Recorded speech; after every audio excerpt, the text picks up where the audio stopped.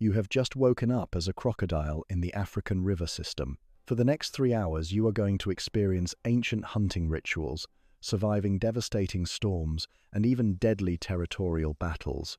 And this won't be easy, so good luck. But before we get into this journey of prehistoric survival, I'd appreciate it if you could subscribe, like the video, and why not leave a comment on where you are tuning in from and what animal you want me to cover next. Now let's begin this epic adventure together. You awaken slowly, the way ancient things do, without the sudden jolt of warm-blooded urgency. Your massive body lies half submerged on a warm shelf of river clay, a living sculpture carved from prehistory itself. The rising sun has been painting heat across your armored back for perhaps an hour now, but time moves differently when you are a crocodile. Minutes, hours, these are human concepts. You measure time in the slow pulse of temperature change, in the gradual shift of light across water. Your nostrils sit just above the surface, two perfectly positioned periscopes that have been sampling the morning air, while your consciousness drifted in that liminal space between sleep and waking. The scent that fills your ancient olfactory chambers is rich and complex, a symphony of earth and water that speaks of home. River clay, dark and fertile, carries the mineral tang of iron and the organic sweetness of decomposing vegetation.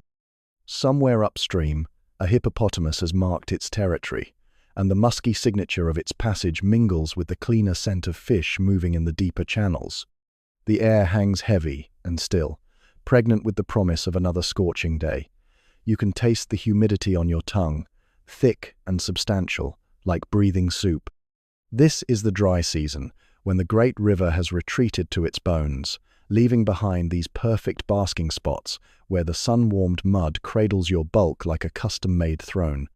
The weight of the atmosphere presses down with the comfortable familiarity of a heavy blanket, and you settle deeper into the clay, feeling it mold around your belly scales.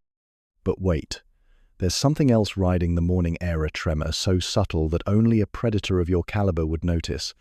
Your entire body has become a seismograph, reading the Earth's messages through bone and sinew, hoofbeats, distant but approaching. The rhythmic thunder of heavy herbivores making their way to the water's edge for their morning drink.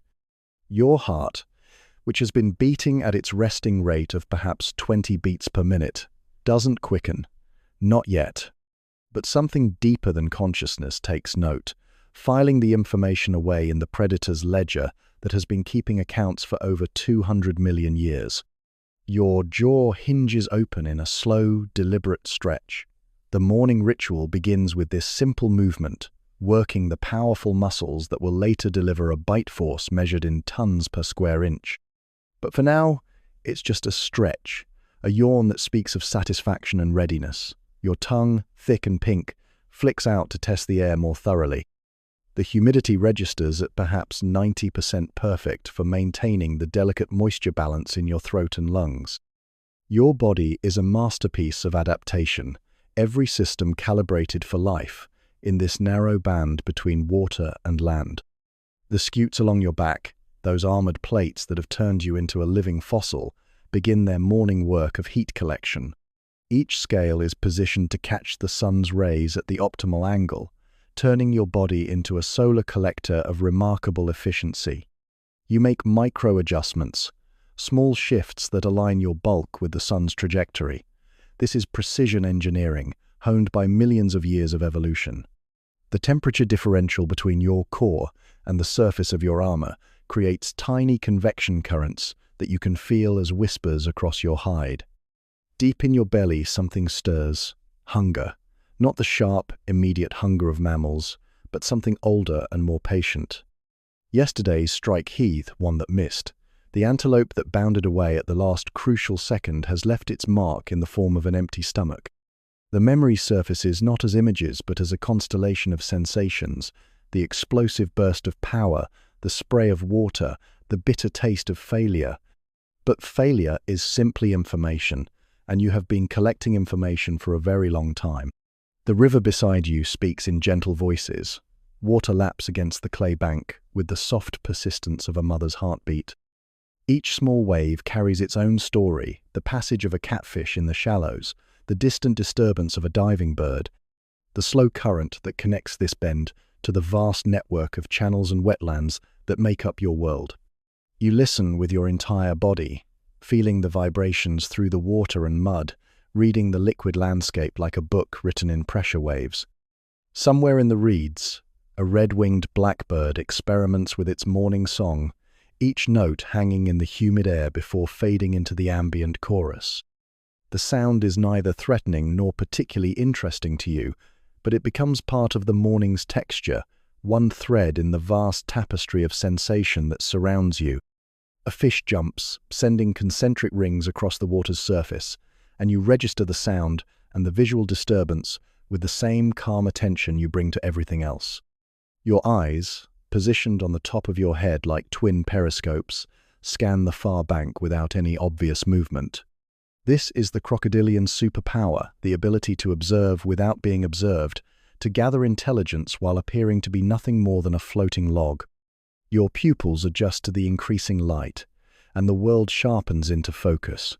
The resolution of your vision is remarkable, capable of tracking the smallest movements across vast distances.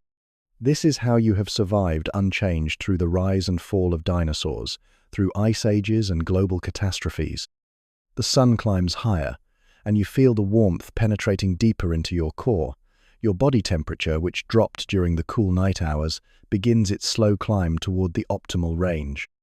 This is not the rapid warming of mammals, but something more deliberate, more efficient. Every calorie of heat is captured and stored. Every degree of temperature rise carefully managed by systems that operate below the threshold of conscious thought. Your breathing slows even further, becoming a barely perceptible rise and fall of your massive chest. The oxygen-rich air of early morning fills your lungs with the measured rhythm of a bellows worked by an expert craftsman. Your blood carries this oxygen to muscles that can explode into action or remain perfectly still for hours, depending on the demands of the moment.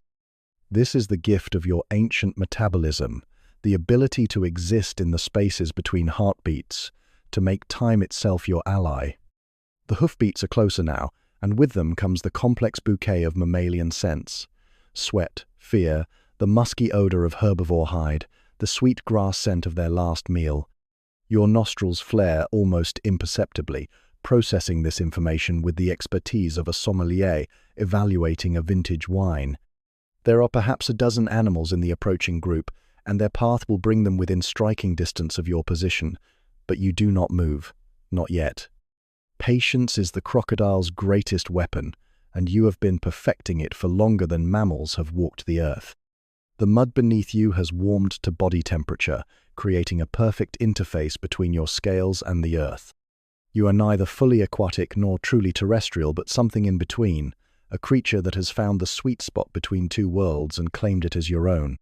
The clay holds the heat of yesterday's sun and will hold today's warmth well into the night, creating a thermal battery that will keep you comfortable long after the sun has set. Your tail, that magnificent propeller that can accelerate your bulk from stillness to terrifying speed in milliseconds, rests partially submerged in the shallows. Small fish, either very brave or very foolish, pick at the algae that has grown on your scales. You ignore them. They are not worth the energy expenditure, and besides, their presence helps maintain your disguise. Nothing says harmless log, like fish treating you as furniture. The morning air carries the promise of heat, of long hours of basking, and the slow work of digestion that will follow your next successful hunt. Your stomach acid, when activated, is among the most corrosive in the animal kingdom, capable of dissolving bone and extracting nutrients from every scrap of your prey. But it's an expensive system to run, and you don't waste it on empty gestures. Every hunt must count, every strike must be calculated to maximize return on investment. A dragonfly lands on your head, its iridescent wings catching the morning light like stained glass. You don't react. In your stillness, you have become part of the landscape, a feature of the riverbank, as permanent and unremarkable as the rocks and fallen trees that line the water's edge. This is camouflage raised to an art form, invisibility achieved not through color-changing tricks, but through the simple perfection of being exactly what you appear to be, a piece of the river itself, ancient and unchanging. The approaching hoofbeats echo through the ground and into your bones, each impact a small earthquake that your body reads like a seismograph. Soon, you will have to decide whether to hunt or to wait. But for now, in this perfect moment of dawn on the mudflat, you are content to simply be apex predator in repose, a living connection to the deep past, a master of the art of patient observation. The sun climbs higher, the air grows warmer, and you settle deeper into the mud, exactly where you belong. The time has come to move, though the decision emerges not from conscious thought but from the deep wisdom of your reptilian brain monitoring core temperature and solar angle. Your massive body shifts with deliberate slowness, each movement calculated to conserve energy while achieving maximum thermal efficiency. The mud releases you reluctantly, making soft sucking sounds as your belly scales peel away from the clay that has been your bed through the cool pre-dawn hours. You haul yourself toward a sun-splashed log that juts into the shallows, a perfect basking platform that you've used countless times before. The wood is bleached white by years of sun and weather, worn smooth by the passage of countless creatures seeking the same prize you now claim. Your claws find purchase on the bark, and you lever your bulk onto the sun-warmed surface with the fluid grace that belies your size. This is controlled power in motion, 15 feet of muscle and armor moving with the precision of a dancer. Your mouth falls open in the characteristic gape that transforms your fearsome visage into something almost comical. But there's nothing amusing about the physiological masterpiece now at work. Your mouth has become a biological air conditioning unit, the pink interior of your throat exposed to the morning air in a display of evolutionary engineering that has remained unchanged for millions of years. The rich network of blood vessels lining your mouth and throat creates a heat exchange system of remarkable efficiency, allowing your blood to shed excess heat as it flows close to the surface. The science of this cooling method is elegant in its simplicity. As air flows over the moist surfaces of your mouth, evaporation draws heat away from the blood vessels beneath. Your heart, now beating at a slightly elevated rate to support this thermoregulatory process, pumps cooled blood back to your core, creating a circulation system that maintains your body temperature within the narrow band required for optimal function. It's the same principle that allows elephants to cool themselves with their ears, but your version has been refined across geological timescales. Your skin, that magnificent suit of armor that has protected your lineage since the Triassic, begins to shimmer as specialized cells adjust the microscopic structure of your scales. This isn't the dramatic color change of a chameleon, but something more subtly a fine-tuning of how your hide interacts with light and heat. The darker patches absorb solar energy more efficiently, while the lighter areas reflect excess heat, creating a thermoregulatory system that operates automatically, without conscious oversight. A white egret, emboldened by your apparent stillness, picks its way delicately along the log toward you. These birds are your occasional partners in a relationship that benefits both species, though neither of you would recognize it as such. The egret's sharp beak is perfectly designed for extracting the ticks and other parasites that find refuge between your scales, particularly in the hard-to-reach spots where your armor overlaps. You tolerate this invasion of your personal space because the service is valuable, and the bird's presence adds to your camouflage, making you appear even more like a harmless feature of the landscape. The egret works with professional efficiency, its head darting between your scales with surgical precision. Each successful extraction is a small victory in the endless war against the parasites that would drain your blood and potentially introduce disease. You feel the tiny tugs and pinches as the bird works, sensations that register in your nervous system without triggering any defensive response. This tolerance is learned behavior, passed down through generations of crocodiles who discovered that the temporary discomfort is worth the long-term health benefits. 50 yards away, in the shallows near a fallen tree, you notice a juvenile crocodile maintaining a respectful distance. At perhaps 4 feet in length, this youngster is old enough to survive independently, but wise enough to recognize the hierarchy that governs your species. Your presence serves as both protection and warning protection from other predators that might view the juvenile as prey, and a warning that this territory is claimed by a mature individual who won't tolerate challenges to his dominance. The young crocodile's behavior is a study in calculated risk assessment. It basks in a spot that offers quick escape routes, while remaining close enough to benefit from your intimidating presence. This is the crocodilian equivalent of living in a good neighborhood safe, but expensive in terms of the constant vigilance required to avoid provoking the dominant resident. You acknowledge its presence with the indifference of absolute confidence, neither welcoming nor driving it away. Your breathing settles into the deep, rhythmic pattern that characterizes successful thermoregulation. Each inhalation draws in superheated air that will be processed by your efficient respiratory system, and each exhalation releases moisture that carries away excess heat. The timing of these breaths is unconscious but precise, calibrated by millions of years of evolution to extract maximum benefit from minimum effort. Your nostrils, positioned like twin chimneys atop your skull, test each breath for information while serving the primary function of gas exchange. The egret completes its work and moves on, leaving you several degrees more comfortable and considerably cleaner. You feel the subtle difference in how air flows between your scales, the improved circulation that comes from reduced parasite load. It's a small improvement, but in the long game that is crocodilian survival, small improvements compound over time into significant advantages. The bird disappears into the reeds with a satisfied hop, already searching for its next client. Your internal thermostat, that ancient and reliable system that has guided your species through ice ages and warming periods, signals that you're approaching optimal temperature. Your heart rate settles into the steady rhythm that indicates perfect metabolic efficiency, a tempo that will carry you through the day's activities without waste or strain. This is the state you've been working toward. Not the frantic heat-seeking of lizards or the constant furnace feeding of mammals, but the measured achievement of thermal perfection. The sun climbs higher, and you make micro-adjustments to your position, rotating slightly to present a different angle to the solar radiation. These movements are so subtle they barely disturb the water around the log, but they represent the fine-tuning that separates successful predators from extinct ones. Your body has become a living solar panel, each scale positioned to capture and direct heat with maximum efficiency.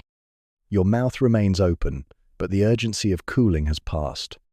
Now the gape serves a different purpose, maintaining the perfect balance between heat absorption and heat loss that will keep you in the optimal temperature range throughout the morning. Your tongue, thick and immobile, helps direct airflow over the heat exchange surfaces in your throat, while your teeth, each one a perfectly engineered tool of predation, gleam in the morning light like ivory daggers. A fish jumps nearby, sending ripples across the water's surface, but you don't react. Your stillness isn't laziness, it's calculated energy conservation. Every movement costs calories, and calories are the currency of survival. You'll move when movement serves a purpose, strike when striking will succeed, hunt when hunting offers appropriate returns. For now, the morning sun provides all the energy you need, and you're content to be its willing recipient. The young crocodile in the distance shifts position, perhaps growing bold enough to move a few feet closer to prime basking territory. You note the movement without concern.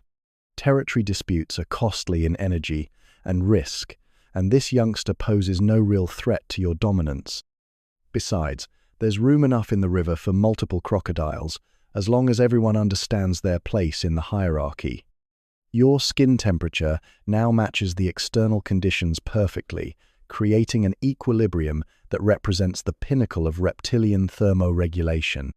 Your blood flows at precisely the right rate to maintain this balance, your metabolism purrs along at optimal efficiency, and your consciousness settles into the satisfied state that comes from a job well done. You are a thermal success story, a cold-blooded creature that has mastered the art of managing heat with a precision that warm-blooded animals can only envy. The morning basking ritual is nearly complete, but you're in no hurry to move on to the next phase of your day. Time belongs to you when you're a crocodile, and you'll spend it exactly as you choose. The sun will continue to climb, the air will grow warmer, and eventually the mathematics of thermoregulation will suggest it's time to seek shade or return to the water. But that moment hasn't arrived yet, and until it does, you're content to exist in this perfect state of thermal balance, mouth agape, scales shimmering. A masterpiece of evolutionary engineering soaking up the African sun. River ambush. The decision to hunt emerges not as a sudden impulse, but as the inevitable conclusion of a calculation that has been running in the background of your consciousness since dawn. Your core temperature has reached its optimal range, your energy reserves are efficiently distributed, and the mathematical probability of success has tipped in your favor. You slide from the sun-warmed log into the tea-stained water with barely a ripple, your entry so smooth it seems like the river itself is simply reclaiming one of its own. The water receives you with the familiar embrace of home.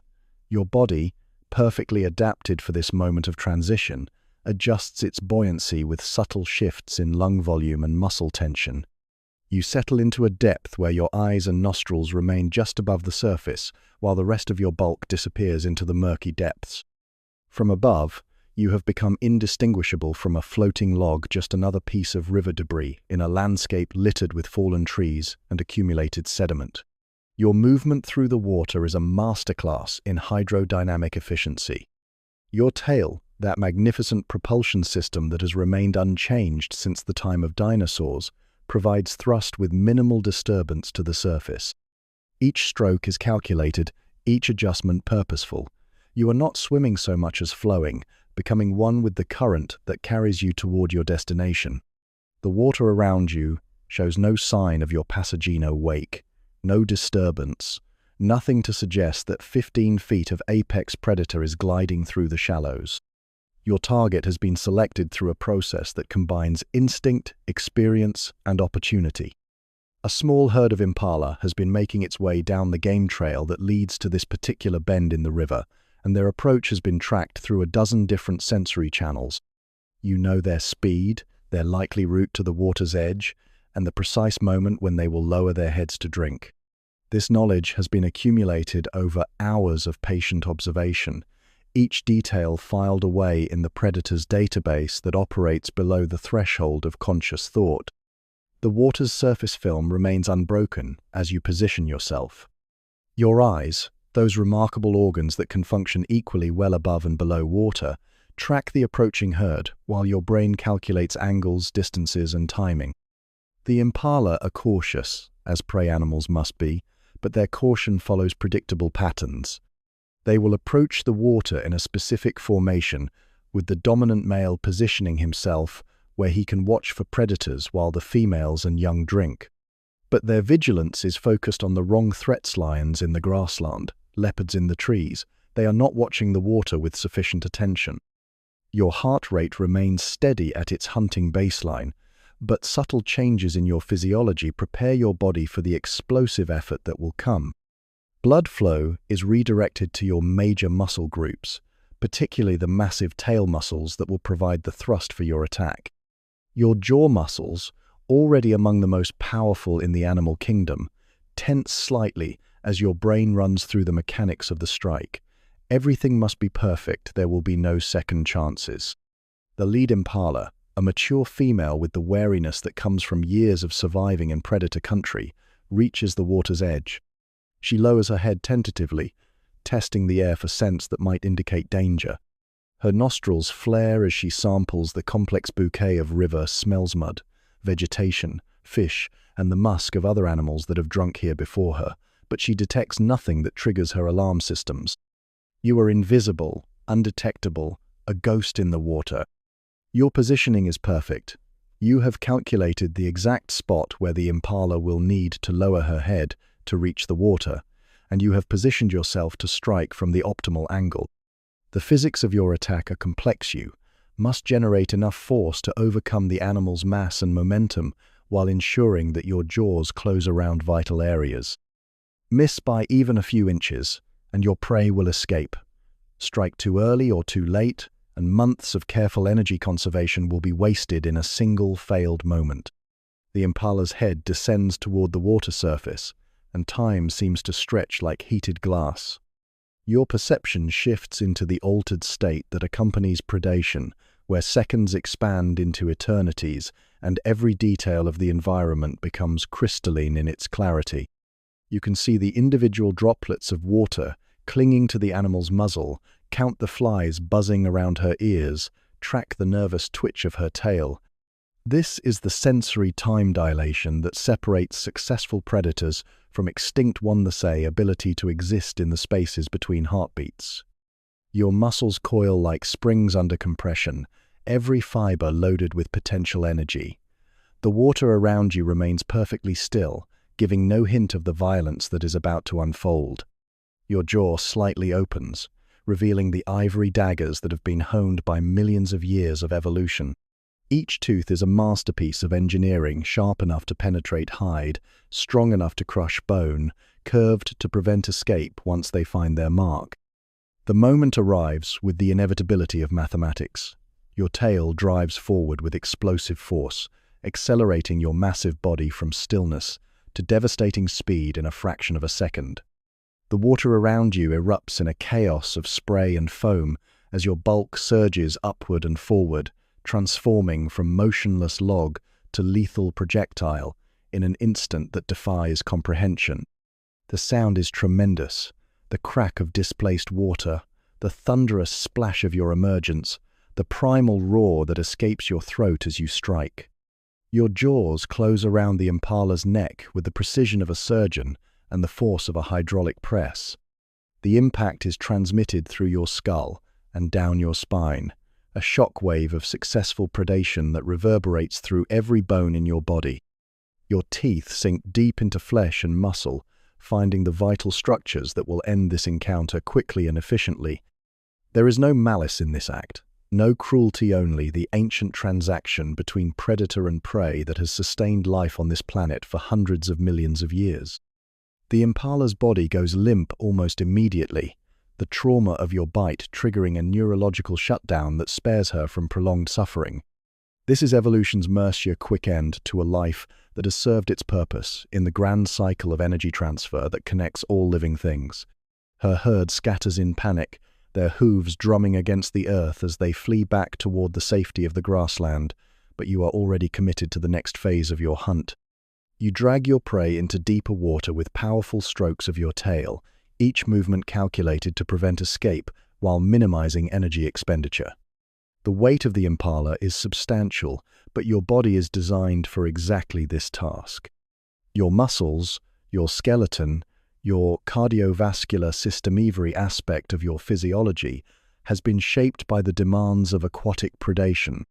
You are as much at home in the water with a struggling prey animal as a human is walking across a level floor.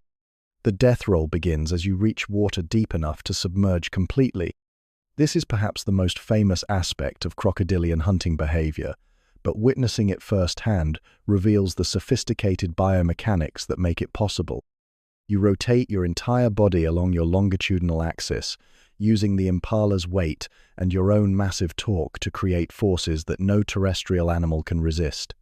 The rotation is not random thrashing, but a precisely controlled maneuver that accomplishes multiple objectives simultaneously.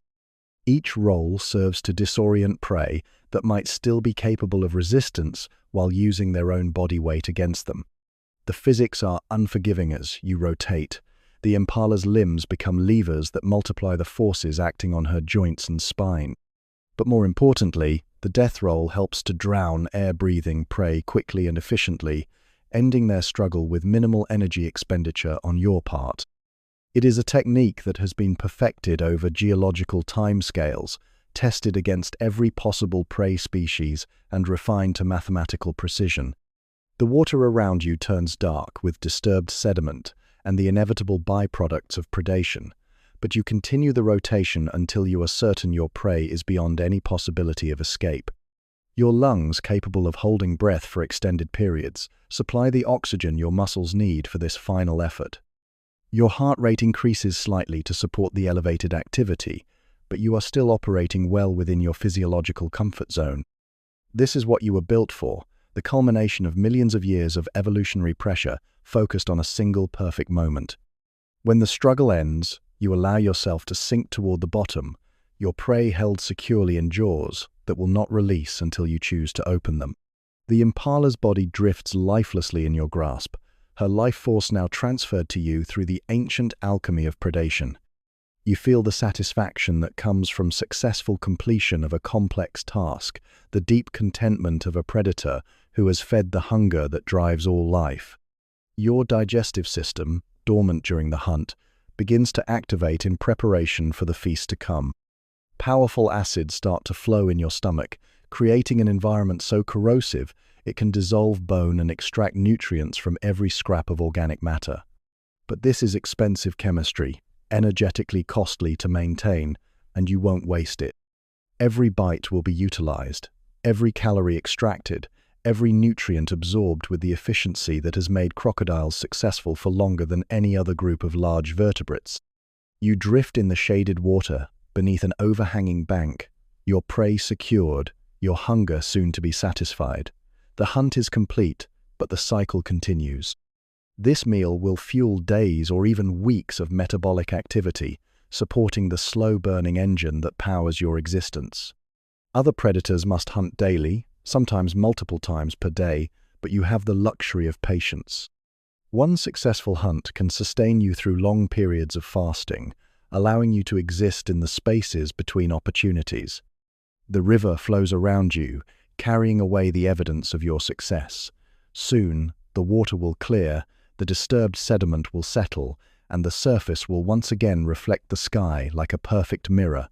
But beneath that placid surface, you will remain content and ready to begin the long, slow process of converting your prey into the energy that will carry you through the days to come. Midday drift. The transformation begins almost immediately. Your body, now carrying the substantial weight of your prey, undergoes a physiological shift that redirects resources from the systems of the hunt to the systems of digestion. Blood flow, which moments ago was prioritized for muscle action and sensory acuity, now follows new pathways toward your stomach and digestive organs. This is the crocodilian equivalent of changing gears, shifting from the high-performance mode of predation to the slow-burning efficiency of metabolic processing. You allow yourself to sink deeper into the shaded water beneath the overhanging mangrove roots, where the temperature remains several degrees cooler than the sun-baked surface. Here, in this natural cathedral of twisted wood and filtered light, you enter the contemplative state that follows successful feeding. Your massive jaws still hold your prey securely, but the death grip of the hunt has relaxed into the patient clasp of possession. Time slows even further, if such a thing is possible, as your consciousness settles into the rhythm that will govern the next phase of your existence. The impala's body drifts alongside you, occasionally bumping against your armored hide with the gentle persistence of tide-driven debris. There is no urgency to begin feeding immediately. Your prey is secure, and the cool water will preserve it perfectly until your digestive system is fully prepared. This is one of the advantages of aquatic predation. Your kills remain fresh in the natural refrigeration of the river, allowing you to optimize the timing of consumption for maximum nutritional benefit. Your heart rate drops toward its post-feeding baseline, a tempo so slow it would alarm a mammalian physician. 20 beats per minute becomes 15, then 12, as your cardiovascular system adjusts to support the long, slow work of digestion rather than the explosive demands of hunting. Each heartbeat sends a measured pulse of blood through your body, carrying nutrients and oxygen with the steady reliability of a water pump that has been running for millions of years without requiring maintenance. Your eyelids grow heavy, not with fatigue but with the luxurious weight of satisfaction. The nictitating membranes, those transparent third eyelids that protect your eyes underwater, slide partially closed, creating a gauze-like filter that softens the play of light and shadow above you. The world takes on a dreamlike quality, where the boundaries between waking and sleeping become as fluid as the water that surrounds you. This is the crocodilian version of a food coma, but unlike the sluggish lethargy that affects warm-blooded creatures after a large meal, your state is one of focused efficiency. The chemistry of digestion begins its ancient work in your stomach. Hydrochloric acid, concentrated enough to dissolve metal, starts to flow from specialized glands in your stomach lining. This is some of the most corrosive biological fluid on Earth, capable of breaking down bone, hide, and muscle with equal efficiency. But producing and maintaining such powerful acid is energetically expensive, and your body carefully regulates its production to match the demands of your meal. Every drop is precious. Every molecule of acid, a metabolic investment that must yield appropriate returns. Your breathing settles into the profound rhythm that characterizes deep post-feeding rest.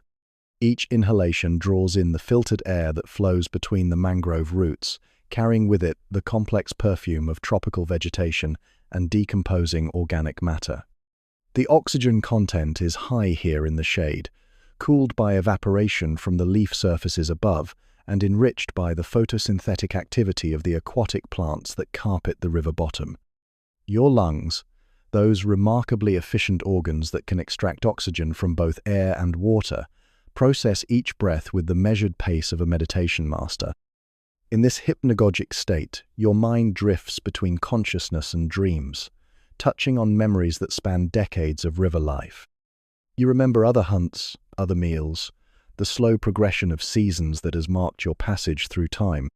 These memories don't arrive as crisp images, but as sensory impressions, the feeling of sun on scales, the taste of fresh water after a drought, the satisfaction of territory successfully defended. Your brain, ancient and efficient, processes these experiences into the accumulated wisdom that has kept you alive and successful for so many years. The water around you creates its own sensory environment, a liquid soundscape that speaks directly to your nervous system. The gentle current that flows between the mangrove roots generates subtle pressure waves that your lateral line system reads like text on a page. Each fluctuation tells a story of fish swimming 50 yards upstream, the distant passage of a hippopotamus, the wake from a bird landing on the surface. You remain aware of these signals even in your altered state, your predator's vigilance operating on autopilot, while your consciousness drifts in the space between sleep and waking. Temperature layers in the water create thermal currents that flow over your body like liquid music. The cooler water near the bottom mixes with warmer surface flow, creating convection patterns that massage your scales with invisible fingers. Your body reads these temperature variations with the sensitivity of a living thermometer, using the information to fine-tune your position for optimal thermal comfort. Even in rest, you remain a master of micro-environmental management. A school of small catfish, perhaps drawn by the scent of your recent kill, begins to gather in the water around you. These opportunistic scavengers pose no threat and offer a small benefit. Their presence helps to clean your scales of accumulated debris, while their movement provides additional camouflage for your motionless form. You ignore them completely, allowing them to work around your bulk like living jewelry adorning a statue of prehistoric patience.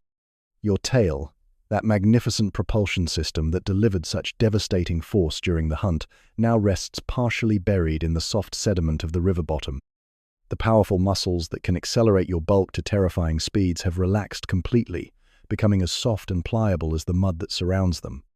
This is the crocodilian gift, the ability to shift instantly between maximum exertion and complete relaxation, to exist at either end of the activity spectrum with equal efficiency. Above you, the light filtering through the mangrove canopy creates an ever-changing pattern of brightness and shadow. Each leaf acts as a natural filter, breaking the harsh midday sun into gentle beams that dance across the water surface. The play of light becomes hypnotic, a slow-motion kaleidoscope that adds to the dreamlike quality of your post-feeding state. Your eyes track these patterns automatically, reading them for information while your consciousness drifts in the twilight realm between alertness and sleep.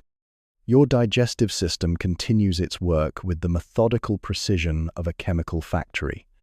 Enzymes begin their molecular assault on your prey's tissues, breaking down complex proteins into simpler compounds that your intestines can absorb.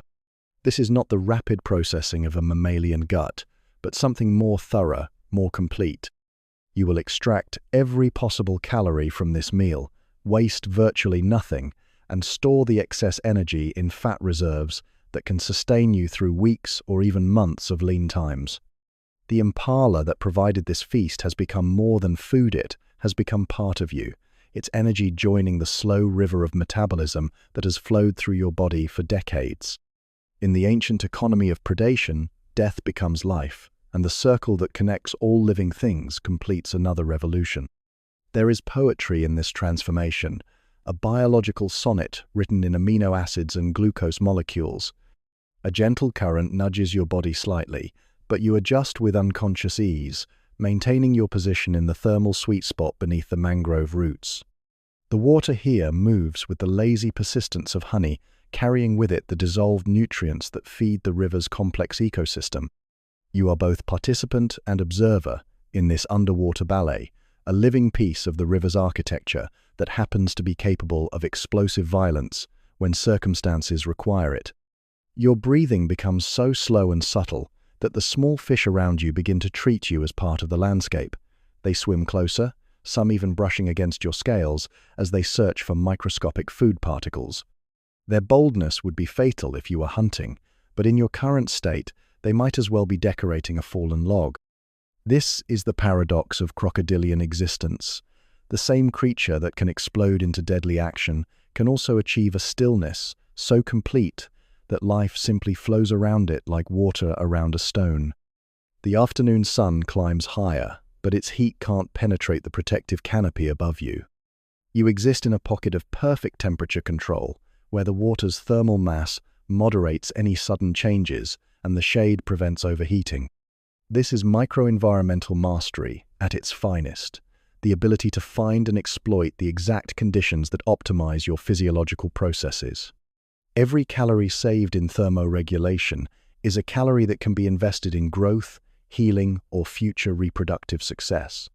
As consciousness drifts further toward the dreamlike state that crocodiles experience during deep rest, your awareness expands rather than contracts. You become more river than reptile, more ecosystem than individual.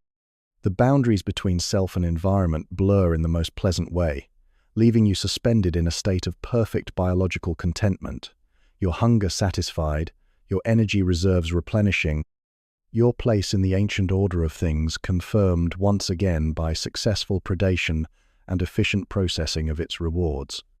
Territorial skirmish. The intrusion registers first as a vibration through the water, a low-frequency pulse that penetrates your dreamy satisfaction like a stone dropped into still water. Your consciousness surfaces gradually from the depths of post-feeding contentment, each level of awareness clicking into place with the mechanical precision of an ancient lock. The sound comes again deeper this time, more insistent, and your nervous system recognizes it with the instant clarity that millions of years of evolution have hardwired into your brain. Another crocodile, another male.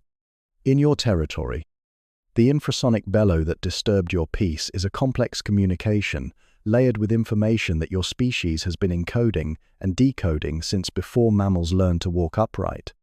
This is not the casual grunt of a passing juvenile or the submissive call of a female seeking safe passage. This is a territorial announcement, a sonic flag planted in your domain by an adult male who either doesn't know this stretch of river belongs to you or doesn't care. Either possibility demands a response. Your body shifts from the metabolic slowdown of digestion to the heightened alertness of territorial defense with remarkable speed. Blood flow redirects from your stomach to your major muscle groups, though not with the explosive urgency that characterizes hunting mode. This is a different kind of preparation, less about sudden violence and more about the ritualized displays that determine dominance without the catastrophic energy costs of actual combat. Your heart rate increases from its post-feeding baseline, settling into the steady rhythm that will support extended periods of territorial behavior. You release your grip on the impala's carcass, allowing it to drift gently against the mangrove roots, where it will remain safe until this territorial business is concluded. The meal will weight preservation is one of the advantages of aquatic storage, but your territorial boundaries will not defend themselves. This is one of the fundamental truths of crocodilian existence. No matter how perfectly you have arranged your life, no matter how successful your latest hunt, there will always be challenges to your dominance that require immediate attention. Your approach toward the source of the challenge is measured and deliberate, each movement calculated to project confidence while conserving energy for the confrontation to come. You swim with the fluid grace that makes even your largest movements appear effortless, your tail providing propulsion while your limbs make subtle adjustments to your course. The water flows around your bulk without resistance, your body cutting through the liquid medium like a living torpedo designed by evolution's most patient engineers. The rival reveals himself as you round a bend marked by a massive fallen tree. He is perhaps slightly smaller than you, maybe 12 feet to your 15, but size alone doesn't determine the outcome of territorial disputes among crocodiles. Experience matters more than mass, cunning more than raw power, and the psychological advantage that comes from defending established territory can overcome significant physical disadvantages. You assess him with the cool evaluation of a military strategist studying enemy positions. His posture immediately tells you that he has not yet noticed your approach. He floats in the center of the channel, his body positioned to make himself appear as large as possible, his tail extended in a display that speaks of confidence and territorial intent. But his head is turned away from you, focused on some disturbance upstream that has captured his attention. This momentary inattention gives you the tactical advantage that often determines the outcome of these encounters before they truly begin. The territorial display begins with your own infrasonic bellow, a sound that emerges from depths of your chest cavity and travels through the water as much as through the air. This is not mere noise, but sophisticated communicationer, sonic signature that identifies you as the rightful owner of this territory and warns the intruder that his presence has been noted and challenged. The sound carries your age, your size, your confidence, and your willingness to escalate this encounter to whatever level proves necessary. The effect on your rival is immediate and dramatic. His head snaps toward you with the speed of a released spring, his eyes locking onto yours across the 30 yards of water that separates you. For a moment, neither of you moves, each taking the measure of the other with the intensity of generals studying battlefield maps. This is the crocodilian equivalent of a standoff, where the next few seconds will determine whether this encounter ends in ritualized display or escalates to physical confrontation. Your rival's response comes in the form of his own territorial bellow, deeper and more resonant than his earlier calls. He has accepted your challenge and signaled his intention to contest your claim to this stretch of river.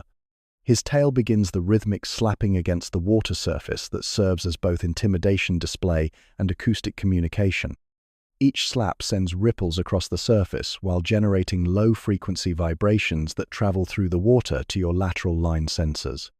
You answer with your own display of acoustic dominance, your tail rising and falling with the measured precision of a metronome keeping time for some primal symphony. The sound of your tail striking the water echoes off the banks and returns as a complex pattern of reflections that both of you can read for information about the terrain and tactical possibilities. This is psychological warfare conducted through hydraulic engineering, each participant using the physics of water and sound to project strength and resolve. The water between you begins to dance with the interference patterns created by your respective displays. Ripples intersect and amplify, creating standing waves that speak of the energy both of you are investing in this territorial negotiation. A family of waterfowl that had been feeding in the shallows takes flight, recognizing the signs of impending crocodile confrontation and wisely removing themselves from the potential combat zone. Your rival begins to move, not directly toward you but parallel to your position, maintaining the distance while angling to present his profile in the most intimidating possible display. This is the crocodilian equivalent of circling, each of you seeking psychological advantage while avoiding the commitment to actual physical contact. His movements are fluid and controlled, designed to showcase the power of his tail propulsion and the precision of his maneuvering abilities. You match his movement with your own parallel course, creating a slow-motion ballet of territorial assertion that plays out against the backdrop of the river's indifferent flow. Your body language speaks volume, head held high, tail extended, every scale positioned to catch and reflect the afternoon light in a display of armored magnificence. This is dominance display raised to an art form, intimidation through pure presence rather than overt aggression. The psychological tension builds with each passing moment, both of you committed to this territorial dance but neither yet willing to pay the enormous energy costs of actual combat. You study each other for signs of weakness, for any indication that one might yield to the other's superior display. Your rival's movements remain confident, but you notice subtle signs that suggest he is beginning to recalculate the odds of success in this encounter. The escalation, when it comes, is sudden and spectacular. Your rival accelerates directly toward you with a burst of speed that transforms the water around him into an explosion of spray and foam. This is no longer display but the opening move of actual combat, and your body responds with the reflexes that have kept your lineage alive for geological ages. You surge forward to meet his charge, your own bulk creating a bow wave that speaks of massive forces about to collide. The impact, when your bodies meet, sends shock waves through the water that can be felt by every creature within a 100-yard radius. 15 feet of armored muscle meets 12 feet of equally determined opposition in a collision that would destroy lesser creatures, but represents merely the opening exchange in a battle between living tanks. Your jaws snap at each other, but this is not the precision strike of hunting. This is the broad-spectrum intimidation of territorial combat. You manage to get your jaws around his neck, but not in the death grip that would end a hunt. This is a wrestling hold, designed to demonstrate dominance rather than deliver fatal damage.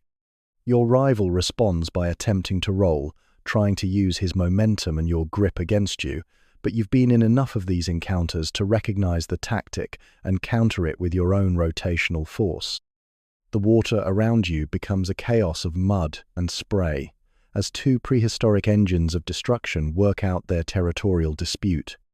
The battle is brief but intense, each of you expending enormous amounts of energy in displays of strength and determination, but gradually the size differential begins to tell. Your longer reach, your greater mass, your more extensive experience in territorial combat, all combine to give you incremental advantages that accumulate into clear dominance. Your rival's movements become less confident, his responses more defensive. The end comes not with catastrophic injury but with the subtler language of submission that prevents territorial disputes from becoming mutually destructive. Your rival's posture changes, his head lowering slightly, his tail movements becoming less aggressive. These are the signals that indicate his willingness to withdraw, to concede this territory to your superior claim. You maintain your dominant position for several more seconds, ensuring that the message is clearly received and understood. As quickly as it began, the confrontation winds down into the ritualized conclusion that allows both participants to disengage with their dignity largely intact. Your rival backs away slowly, his movements signaling submission but not panic. This is the crocodilian equivalent of a negotiated settlement, acknowledges your territorial claim, and you refrain from pressing your advantage to the point of serious injury. Within minutes, your rival has disappeared around the upstream bend, leaving you alone in your successfully defended territory. The water gradually clears as the disturbed sediment settles, and the normal sounds of the river ecosystem slowly resume. You float in the center of your domain, breathing heavily from the exertion but satisfied with the outcome. Your territorial boundaries have been tested and confirmed, your dominance re-established through the ancient mechanisms that have governed crocodilian society since before continents reached their current positions. The incident will be remembered, encoded in the complex social memory that governs interactions between river predators. Other crocodiles will learn of this encounter through the mysterious communication networks that exist among your species, and the knowledge will influence their decisions about territorial challenges for months to come. Your reputation as a defender of your domain has been enhanced, and the psychological deterrent effect will reduce the likelihood of future challenges. You turn and begin the slow swim back toward your interrupted meal, your body already beginning the transition from territorial defense back to the more pleasant business of digestion. The impala waits where you left it, preserved in the natural refrigeration of the shaded water. But now the meal carries additional satisfaction, not just the calories it represents, but the confirmation that you have earned the right to consume it in peace, in territory that belongs unquestionably to you. Late afternoon slow dive. The sun has begun its measured descent toward the horizon, painting the river's surface with the first hints of the golden light that will soon transform the waterscape into a canvas of liquid metal. But you feel the change more than you see it. Your body, that exquisitely calibrated instrument of environmental monitoring, detects the subtle shift in solar angle and responds with adjustments so minute they operate below the threshold of conscious awareness. The afternoon thermal dynamics are beginning their daily transformation, and with them comes the opportunity for exploration that the heat of midday had postponed. Your digestive processes have reached the steady state that allows for moderate activity without compromising the complex chemistry occurring in your stomach.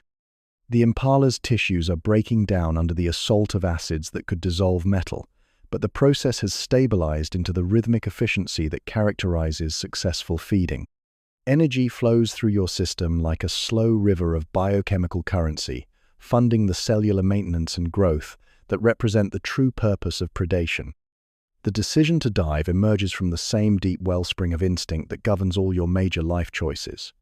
The cooler water temperatures that accompany the sun's lower angle create thermal layers in the river that offer new possibilities for comfort and concealment. More importantly, the changing light conditions alter the behavior patterns of fish and other aquatic prey species, creating opportunities for observation and perhaps opportunistic feeding that the bright clarity of midday had precluded. Your descent begins with the subtle adjustments to buoyancy that make crocodilian diving such a masterpiece of physics. Air flows from your lungs in carefully measured exhalations, reducing your overall density while maintaining just enough positive buoyancy to allow for controlled descent. Your ribs contract slightly, compressing your chest cavity and reducing the air volume that would otherwise keep you bobbing at the surface like an oversized cork. This is precision engineering implemented through instinct, your body solving complex fluid dynamics problems without consulting the conscious mind. The water receives you with the familiar embrace of depth, each foot of submersion bringing subtle changes in pressure that your nervous system reads like text on a page. Your ears, those remarkable organs that can function equally well in air and water, adjust to the increasing pressure with the automatic efficiency of systems that have been tested across millions of years of aquatic evolution. The specialized valves that seal your ear canals engage with mechanical precision, protecting your hearing while maintaining the delicate balance that allows for underwater navigation. Your destination is a submerged tree that fell into the river during last season's floods, creating an underwater labyrinth of branches and root systems that now serves as one of the most complex structures in your territory. This arboreal skeleton, stripped of bark and softened by months of submersion, has become an ecosystem unto itself, a three-dimensional reef that supports communities of fish, crustaceans, and aquatic insects in its shadowy recesses. The journey to the tree carries you through the water column's thermal layers, each stratum offering its own signature of temperature and dissolved chemistry. Near the surface, where the sun's energy has been warming the water throughout the day, the temperature remains comfortable for your ectothermic physiology. But as you descend, you encounter cooler layers that offer different advantages: reduced metabolic demands, enhanced stealth capabilities, and the kind of thermal hiding that makes underwater predation so devastatingly effective. Your movement through the water is a study in hydrodynamic perfection. Every aspect of your body design has been optimized for exactly this kind of aquatic navigation. Your streamlined profile reduces drag to the absolute minimum. Your laterally compressed tail provides maximum thrust with minimum energy expenditure, and your limbs can be tucked against your body to eliminate any protrusions that might create turbulence. You glide through the liquid medium like a living torpedo, your passage marked only by the gentle pressure waves that announce your presence to creatures equipped to detect such subtle signals. The submerged tree emerges from the murky water like the skeleton of some antediluvian giant, its branches reaching toward the surface in gestures frozen by death and preserved by submersion. The structure is massive, perhaps 60 feet in length and 20 feet in height, creating a three-dimensional maze that would challenge even the most experienced underwater navigator. But you know this tree intimately, having explored its passages and chambers countless times during the months since its arrival in your territory. Your approach to the root system is careful and deliberate, each movement calculated to avoid disturbing the delicate ecosystem that has established itself among the wooden frameworks. Fish scatter from your paths in panic, others with the measured caution of creatures that recognize a predator but understand the difference between hunting behavior and simple passage. Your presence here is exploratory rather than predatory, motivated by curiosity and the simple pleasure of navigating familiar territory under ideal conditions. The lateral line system that runs along your sides becomes your primary navigation tool as you enter the tree's shadowy interior. This remarkable sensory network, more sophisticated than any human-designed sonar system, reads the minute pressure changes created by water flow around obstacles and converts them into a three-dimensional map of your surroundings.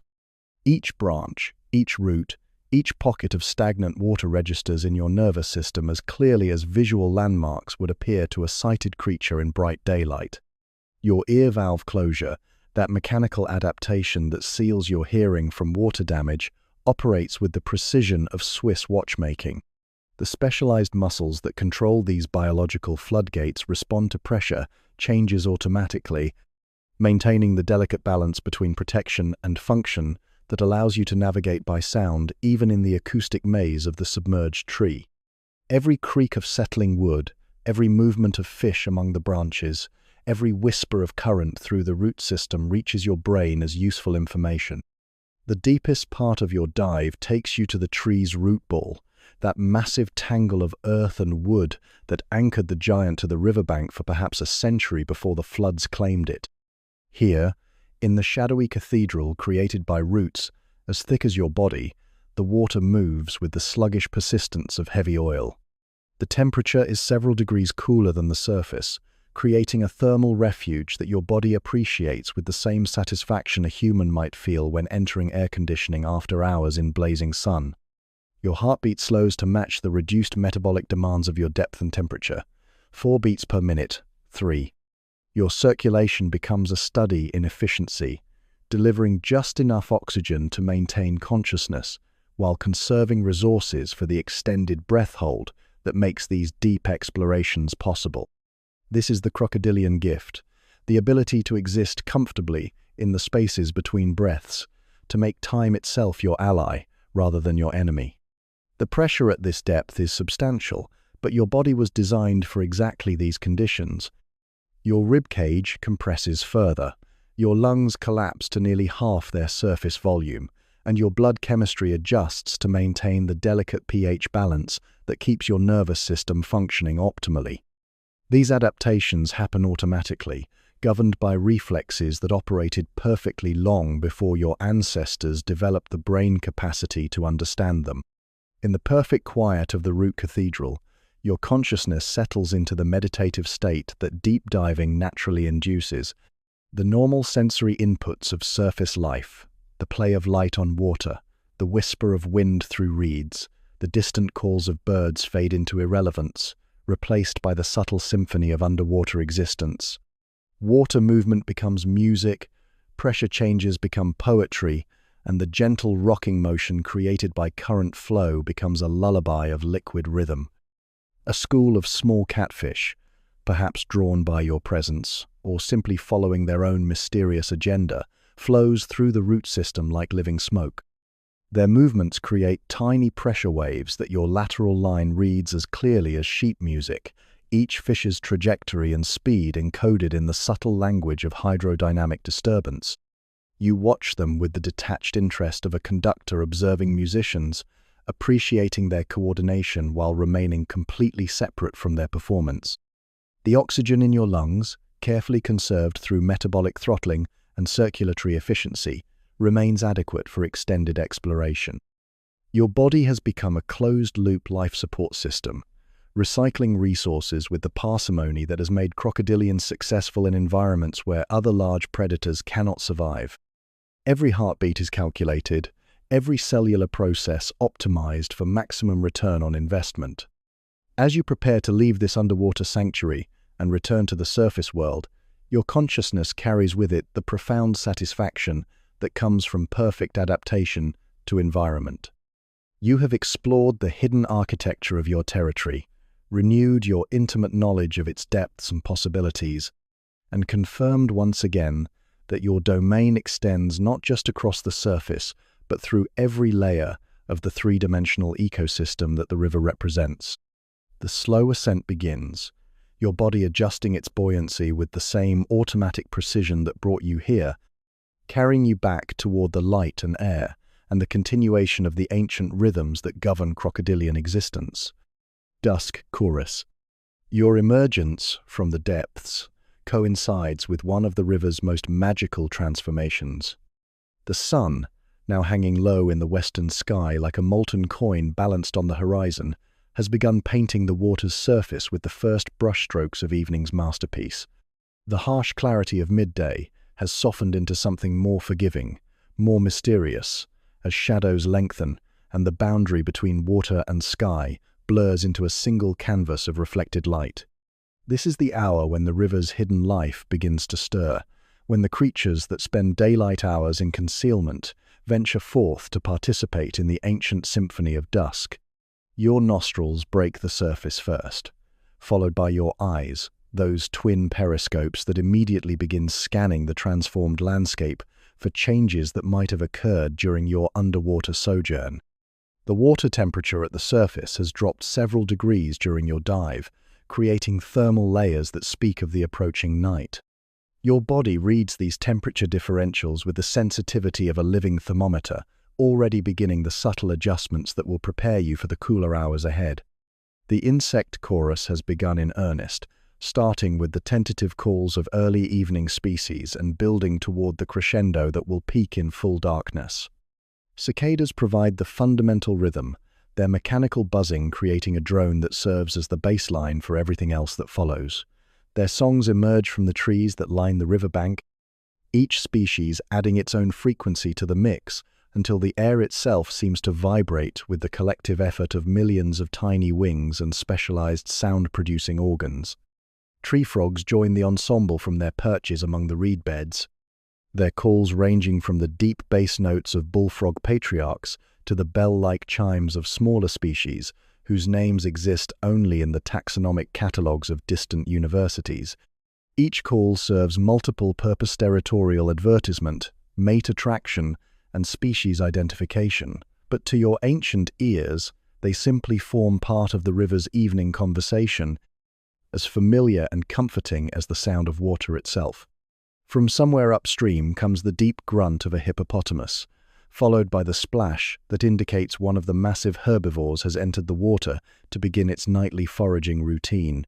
These giants pose no direct threat to a crocodile of your size, but their presence adds another layer to the complex acoustic landscape that helps you map the activities of your neighbors. Your hearing, evolved to extract meaning from the subtlest variations in sound, processes each of these audio signatures automatically, filing them away in the mental database that tracks the ebb and flow of river life. A fish eagle calls from its perch in a dead tree, the piercing cry cutting through the softer voices of the frog chorus like a blade through silk. These magnificent raptors are your occasional competitors for fish, though they operate in a completely different ecological niche and pose no real threat to your dominance. Their presence simply adds to the richness of the soundscape, one more voice in the evening's choir of specialized predators, claiming their territories and announcing their presence to the world. The water around you has become a mirror for the sky, reflecting the deepening colors of sunset with such perfect fidelity that it becomes difficult to determine where reality ends and reflection begins. This optical illusion is one of the river's most beautiful gifts, transforming the practical business of existence into something approaching art.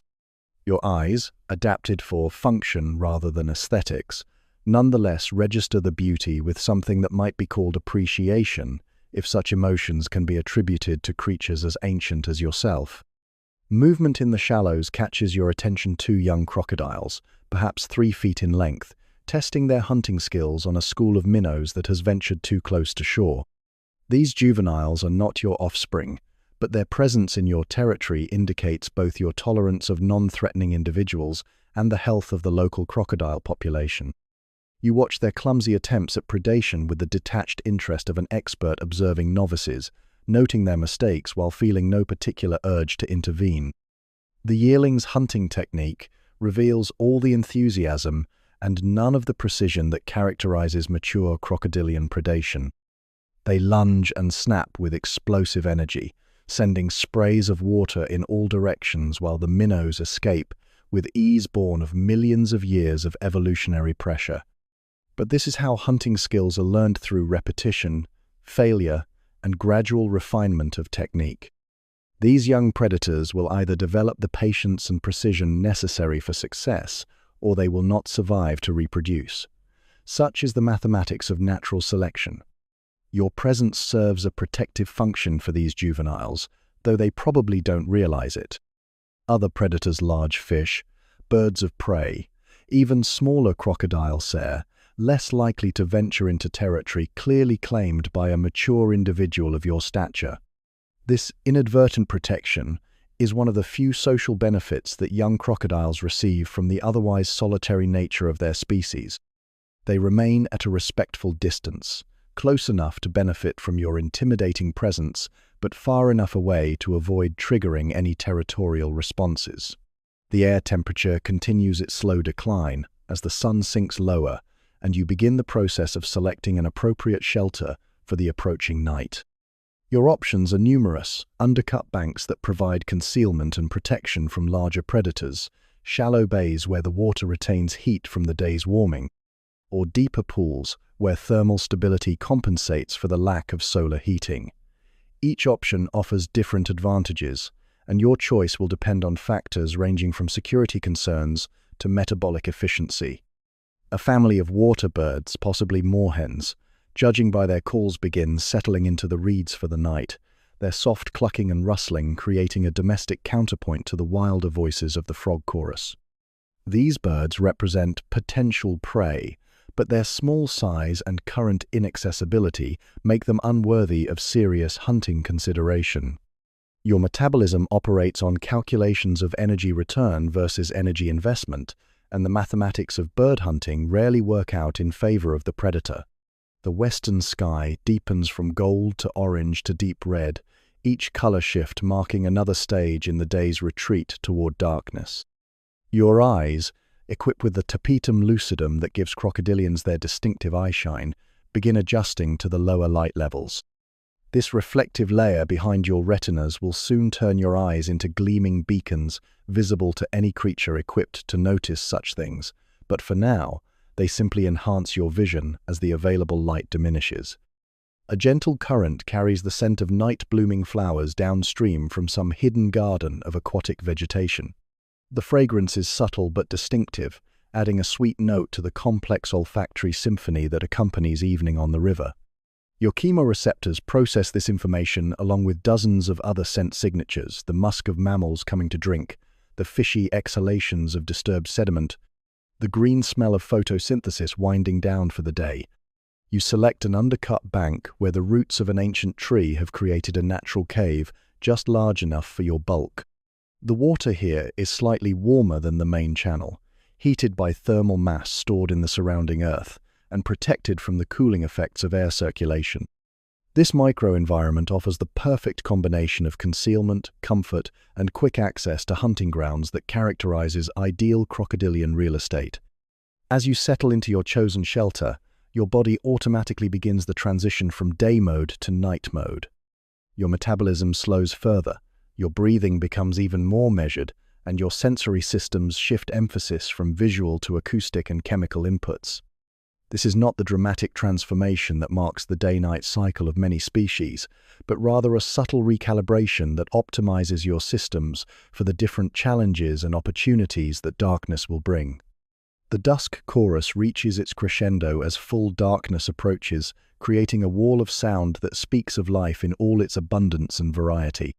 Frogs, insects, birds, and mammals all contribute their voices to this evening's celebration, each species singing its part in the ancient opera that has been performed on this river since before humans learned to make fire.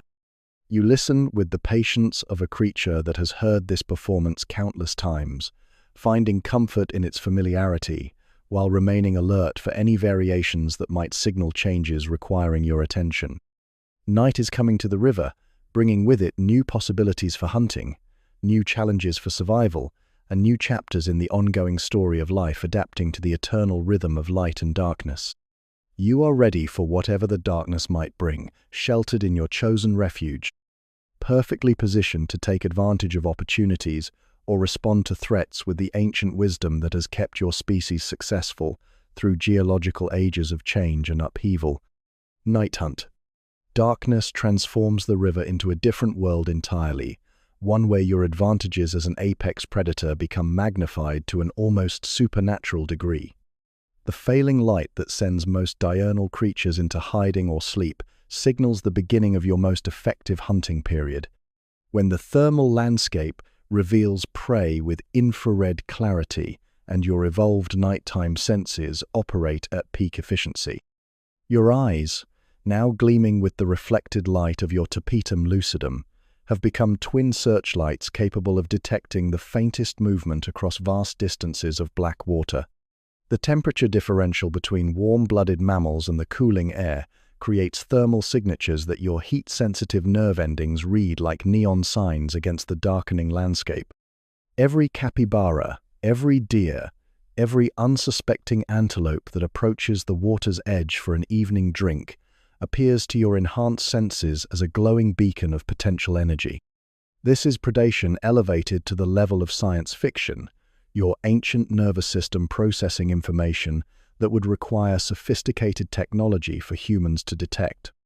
Your chosen prey reveals itself through thermal contrast long before it becomes visible to conventional sight.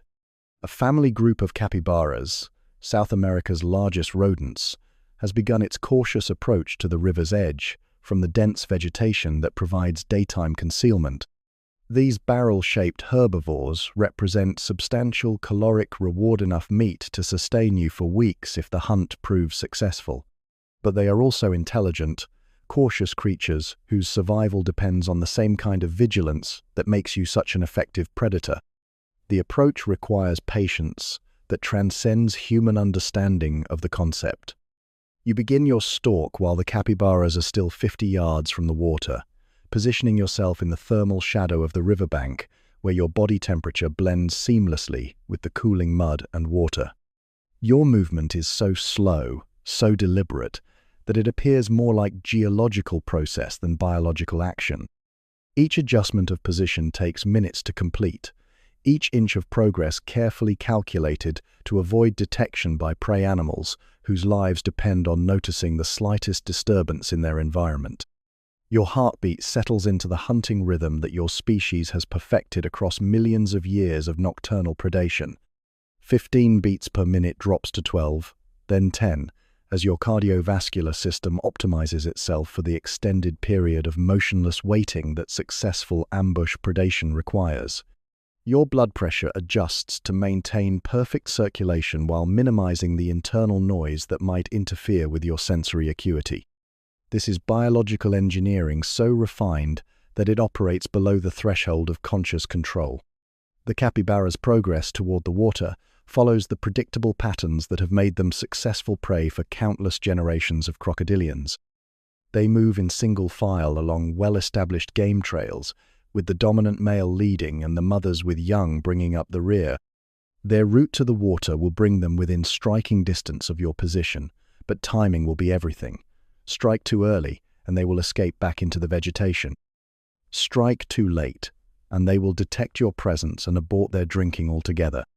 Your body has become a living torpedo, every muscle fiber loaded with potential energy, every nerve ending calibrated for the explosive release that will follow when the moment arrives.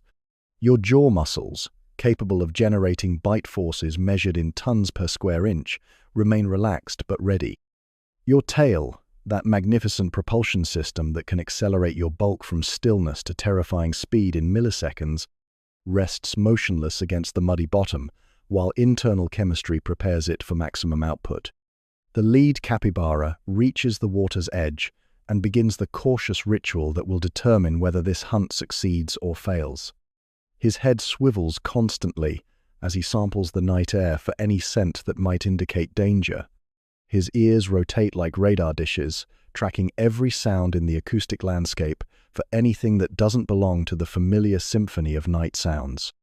But your presence generates no scent trail, produces no sound, creates no visual signature that his evolved warning systems can detect. The tension builds with each passing moment as more capybaras join their leader at the water's edge. The family group spreads out along the bank, each individual following the drinking protocol that has been encoded in their genes through millions of years of selection pressure from aquatic predators. They remain in constant communication through soft vocalizations, each call serving to maintain group cohesion while simultaneously monitoring for danger signals that might require immediate evacuation. Your strike, when it comes, represents the culmination of everything that makes crocodilian predation so devastatingly effective. Your body explodes from the water with a force that transforms the peaceful riverside scene into chaos of spray, sound, and primal terror. The physics of your acceleration defy easy comprehension. 15 feet of muscle and armor, achieving velocity that would challenge the engineering limits of human-designed machinery. Your emergence from the water creates a pressure wave that can be felt by every creature within a 100-yard radius. Your jaws close around the lead capybara with the precision that separates successful predators from extinct ones. The massive muscles that control your bite engage with forces that crush bone and sever spinal cords in milliseconds, ensuring that your prey's suffering is brief and your energy investment is rewarded with immediate success. The impact sends shock waves through your skull and down your spine, but your skeletal system has been designed by evolution to absorb and distribute such forces without damage. The remainder of the capybara family scatters in panic, their escape strategy shifting from cautious vigilance to desperate flight as their survival instincts override all other considerations. But your attention is focused entirely on the prize you have secured, the substantial meal that will fuel your metabolism for weeks to come. Your grip tightens as you drag your prey into deeper water, following the ancient protocol that ensures aquatic predation ends with maximum efficiency and minimum energy waste. The death roll begins in the deeper water, that signature crocodilian technique that utilizes physics and anatomy to subdue prey with mathematical certainty. Your rotation along your longitudinal axis creates forces that no terrestrial animal can resist, using the capybara's own body weight as a lever to multiply the effectiveness of your attack. Each revolution is precisely controlled, designed to achieve specific objectives while conserving the energy reserves that make extended hunting campaigns possible.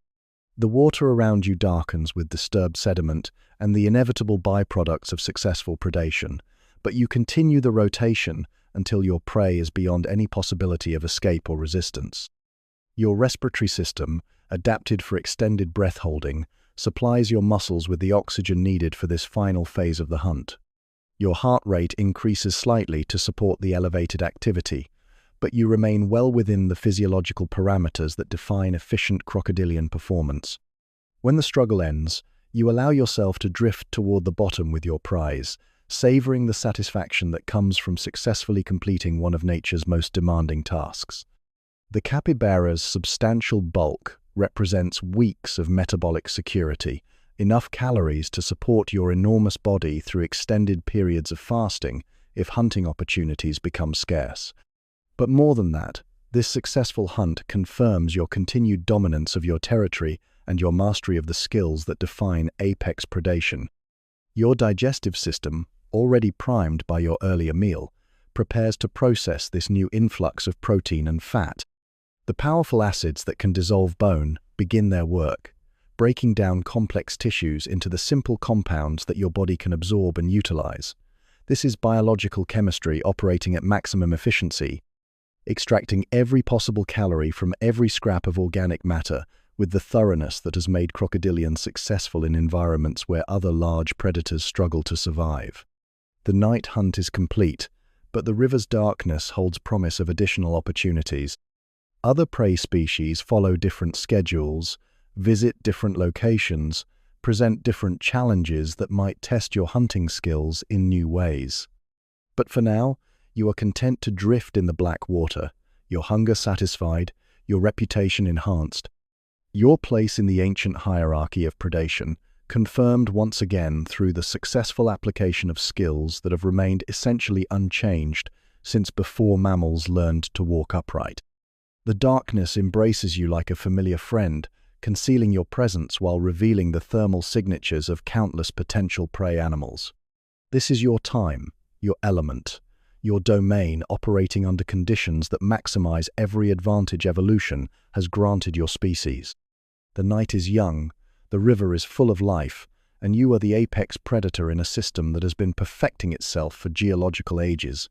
Whatever opportunities the darkness might bring, you are ready to meet them with the patient expertise that has made crocodilians the ultimate survivors in a world where extinction is always just one failed adaptation away. Starlit stillness. With your hunger satisfied by the successful hunt, your consciousness settles into the profound stillness that characterizes the deepest phases of crocodilian contentment.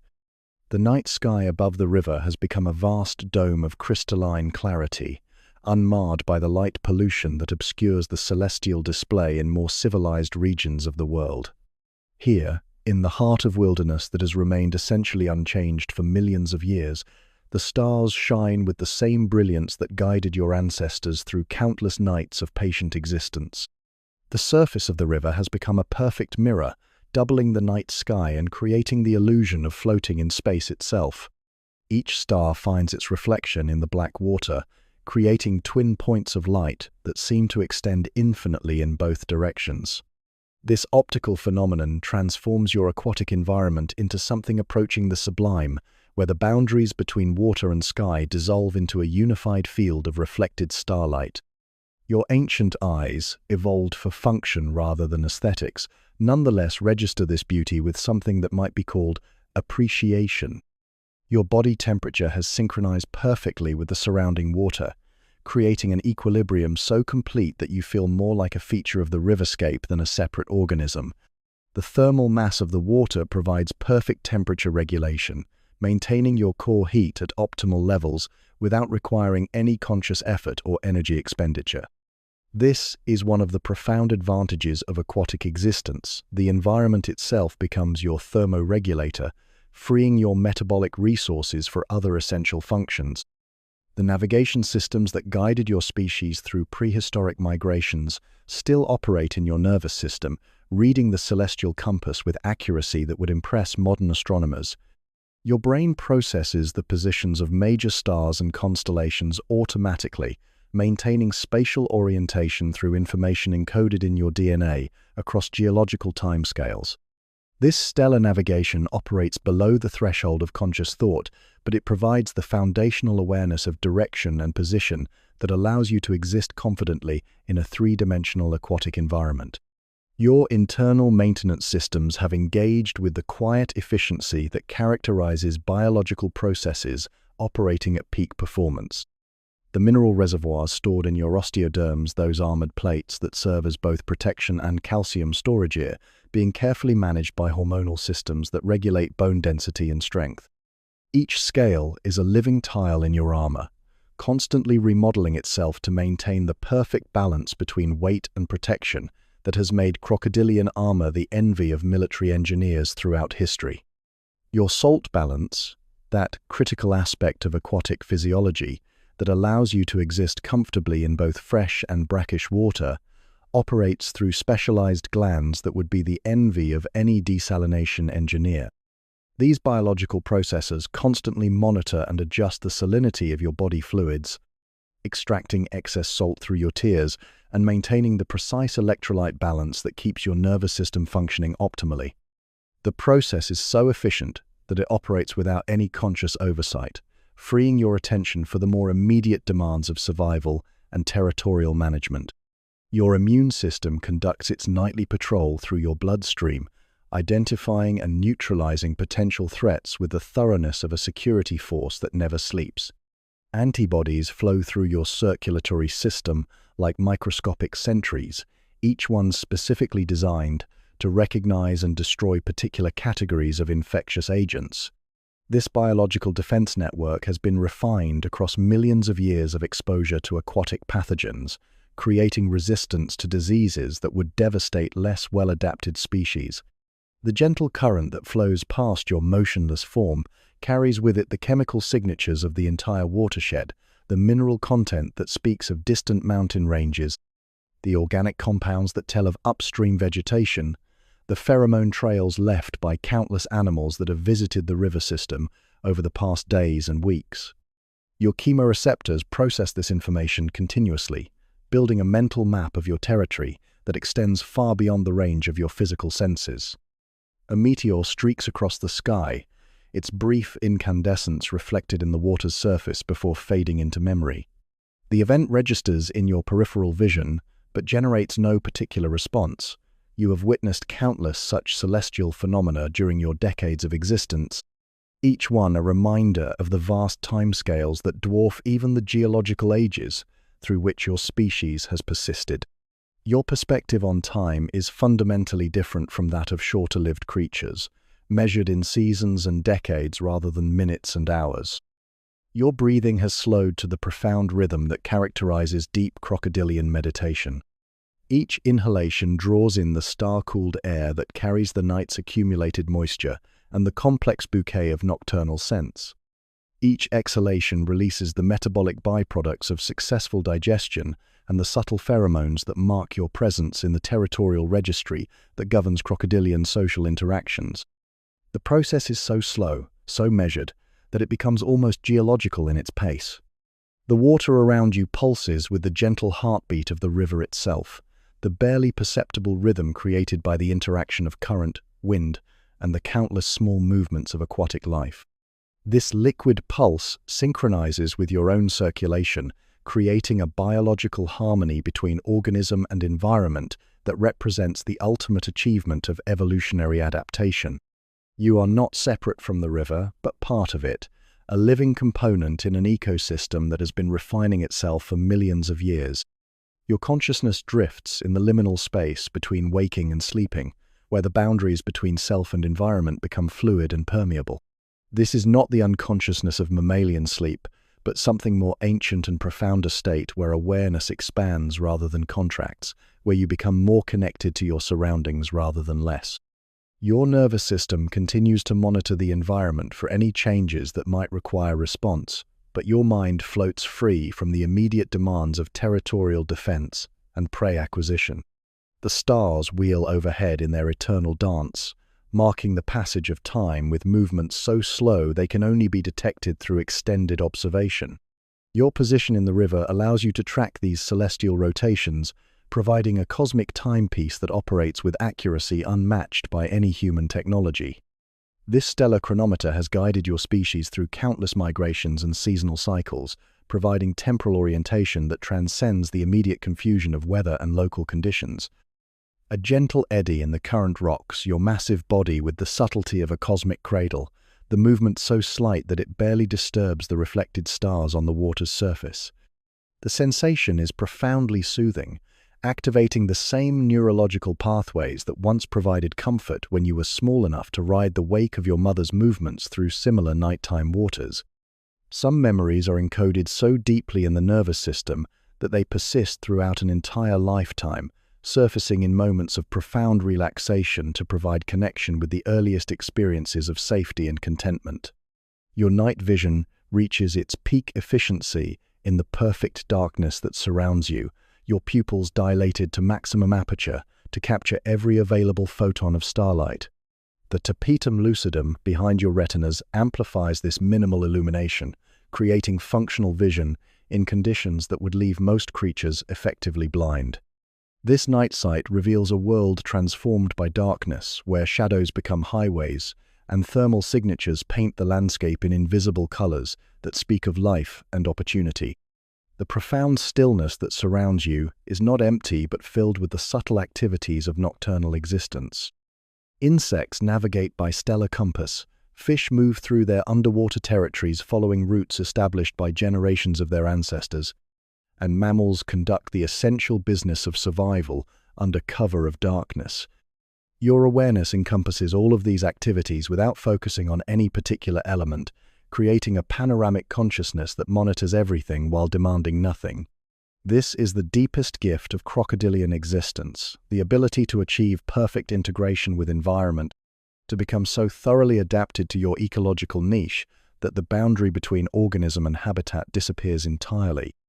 You float in starlit stillness, neither fully awake nor completely asleep, neither hunting nor resting, but simply existing in the perfect state that represents the culmination of millions of years of evolutionary refinement. The night embraces you, the stars guide you, and the river cradles you in the eternal rhythm that connects all life to the cosmic dance of time and space. Weekly flood pulse. The change begins as little more than a whisper in the water, a subtle alteration in the river's voice that your finely tuned senses detect long before any visual evidence appears. Deep in your nervous system, pressure-sensitive organs register the almost imperceptible rise in water level that signals the arrival of the weekly flood pulse, that regular rhythm of expansion and contraction that governs life throughout the entire river system. This is not the catastrophic flooding of seasonal rains, but something gentler and more predictable, the steady heartbeat of a watershed responding to rainfall patterns hundreds of miles upstream. Your body responds to this hydrological signal with the same automatic precision that governs all aspects of crocodilian physiology. Internal barometers that monitor water pressure detect the change in hydraulic loading, while chemical sensors taste the subtle shift in mineral content that accompanies fresh water from distant tributaries. These are environmental cues that have guided your species' behavior for geological ages, encoded so deeply in your nervous system that they operate below the threshold of conscious thought. The rising water brings with it opportunities that transform the entire dynamics of your territory. Fish populations that have been concentrated in the deeper pools during the preceding days of lower water now have access to new habitats in the temporarily flooded margins.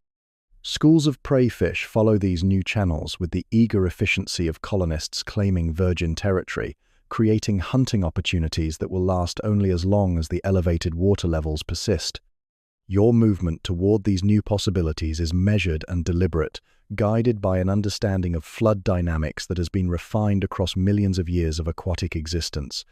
You know from experience that the best hunting grounds will be the newly flooded areas where terrestrial vegetation meets rising water, creating confusion among land-based prey species while concentrating aquatic prey in shallow, accessible locations.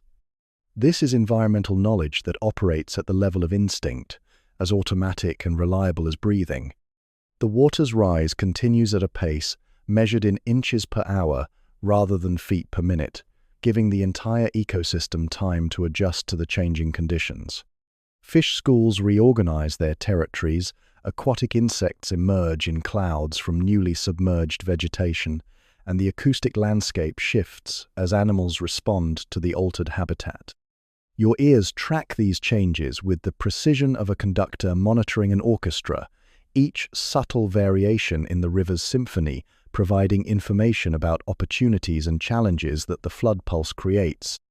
Other crocodiles in the area respond to the same hydrological signals, and you begin to detect their presence through the complex network of chemical and acoustic communication that governs territorial interactions during these periodic abundance events.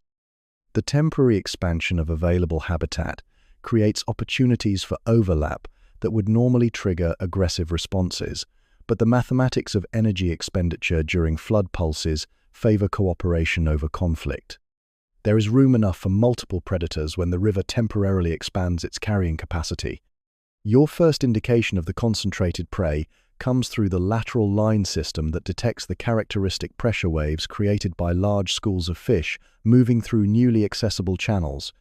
These are not the random movements of individual fish, but the coordinated migrations of entire populations responding to the expanded habitat.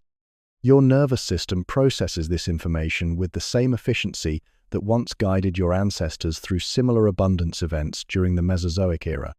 The hunting strategy for flood pulse events differs fundamentally from normal predation, requiring adjustments to both technique and expectations. The temporary nature of these opportunities means that energy conservation takes second priority to maximizing caloric intake while conditions permit. Your metabolism shifts gears, preparing for extended periods of elevated activity that would be unsustainable under normal circumstances, but become economically viable when prey concentrations reach the levels that flood pulses create. Your approach to the newly flooded margins reveals a transformed landscape where familiar territorial boundaries have been temporarily redrawn by rising water. Trees that normally stand well above the waterline now have their lower branches submerged, creating three-dimensional habitat complexity that serves both as hunting ground and navigational challenge.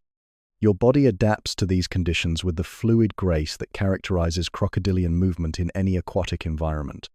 The water temperature in these newly flooded areas reflects the thermal complexity that flood pulses introduce to river systems. Runoff from sun-warmed terrestrial surfaces mixes with the cooler water of the main channel, creating thermal layers and gradients that provide new opportunities for thermoregulation. Your body reads these temperature variations like text on a page, using the information to optimize your position for both comfort and hunting effectiveness. Fish begin appearing in numbers that justify the energetic investment of active hunting. Schools of caracals, perhaps driven from their normal territories by the changing water levels, move through the flooded vegetation with the frantic energy of displaced populations seeking new equilibrium. These are not the cautious, well-established fish communities of stable water levels, but opportunistic colonizers testing the boundaries of expanded habitat. Your hunting technique adapts to the new conditions with the flexibility that has made crocodilians successful in environments ranging from temporary pools to permanent rivers.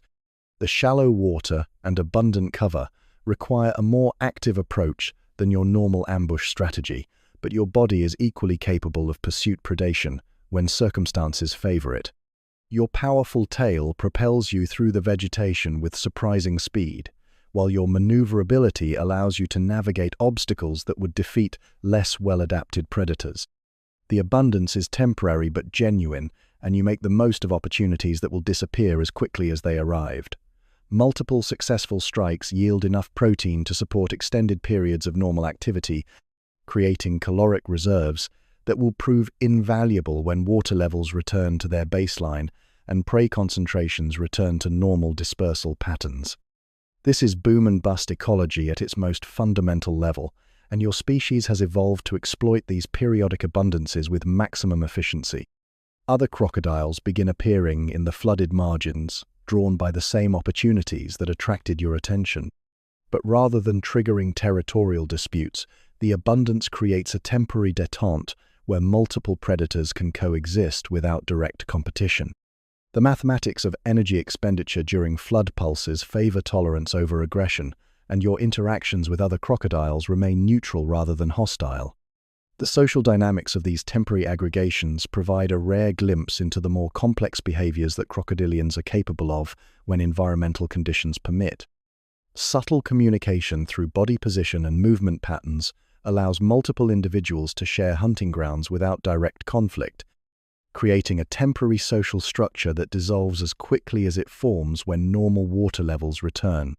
As the hours pass, you gorge yourself on the temporary abundance with the systematic efficiency of a predator that understands the episodic nature of such opportunities.